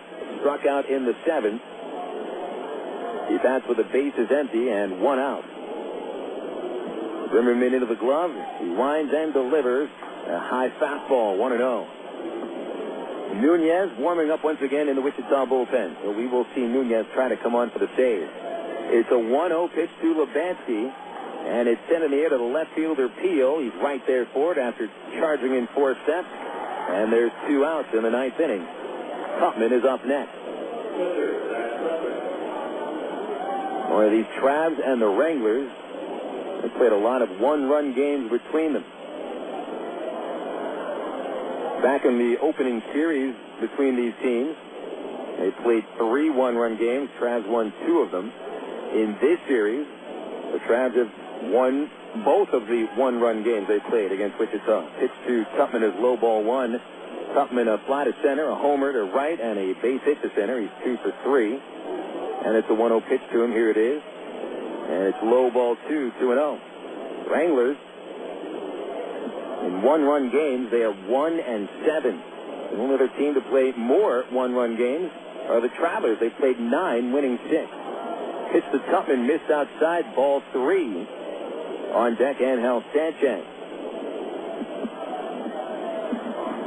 Zimmerman comes home, and the 3-0 to Tupman is ball 4 up high.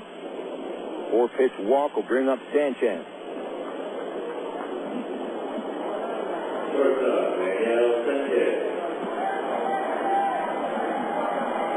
Sánchez is 0 for 3.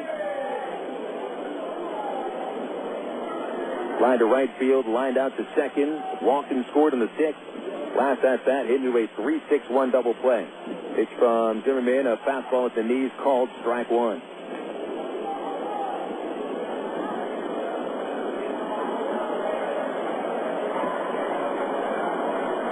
Off of first is Tupman, on base for the 3rd time today. Zimmerman gives him a glance as he comes set. And the 0-1 pitch is lined back up the middle, but played by Rodlin on a bounce. He finds it underneath him, flips over to Wood for the force out at second. And that'll end the 9th inning. So Zimmerman does get that scoreless inning. And hopefully he can turn that into a string of scoreless innings over the next few outings. But he does his job sending us to the bottom of the 9th. Wichita 4, the Travelers 3. This is Little Rock ESPN 1380. It takes teamwork to be able to reach new goals in today's complex business environment. Each one of us should strive to be a step ahead and know how to compete in a rapidly changing world. The ITT Tech School of Business is about helping people prepare for the challenges of a competitive world. ITT Technical Institute School of Business, education for the future. To find out more, call 1-800-ITT-TECH or visit us on the web. Coca-Cola, this is Mitchell. My friend's brother is a molecular biologist, and he was saying the only way you could have gotten Coke Zero to taste like the regular Coke was to engineer it in space. I would not. Well, no, but think about the whole zero factor, like zero gravity. It makes perfect sense. Zero is for the 0 calories. Just stop pretending that you don't engineer Coke Zero in space. Can you do that? I wish I could speculate on that, sir. The next launch. I just want the time for the next launch. Coca-Cola Zero. Real Coke taste. 0 calories. Emergency hotline, can I help you? Yes, I need help. All right, sir, what's the problem? I can't taste my beer. I feel it in my mouth, but there's no taste. Okay, sir, this is what I want you to do. Put the bottle down and step away from the beer. Okay. Walk straight to the corner store and pick up a 6-pack of Miller Lite. Okay. Don't worry, it's going to be all right. Next time, try the light beer that actually tastes like beer. Great tasting, less filling Miller Lite. Miller. Good call. Miller Brewing Company, Milwaukee, Wisconsin. This is Little Rock's ESPN 1380. Last chance for the Arkansas Travelers. In the bottom of the 9th inning, they need 1 run to tie and 2 runs to win. 4-3. Wichita has led this game since the 6th inning when they got a homer from Matt Tupman to break a 1-1 tie. Billy Butler added a 2-run shot. Travs got within 1 run on a 2-run homer by Mike Elward in the 8th inning. Leo Nunez has come on to try to close it out for the Wranglers. Nunez, 6'1", 165-pound right-hander from the Dominican with a hard fastball. Jason Espino hits the first pitch of the inning, deep to right field. It is onto the freeway. So much for the save for Leo Nunez. 1 pitch and Espino goes deep. His 3rd home run of the season has tied this game.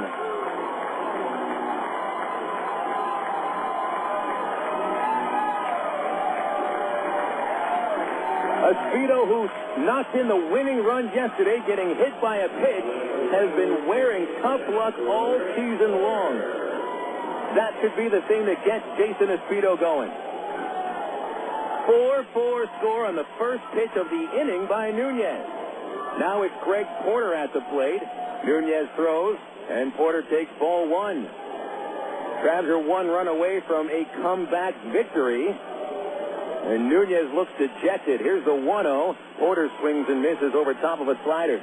Nunez, that's the 3rd homer he's allowed this season. 3rd to the Travelers. 5.14 ERA going higher. Porter a swing and a foul back, and it's 1-2. Back on April the 11th, Nunez took the loss against the Travs. Arkansas winning that ball game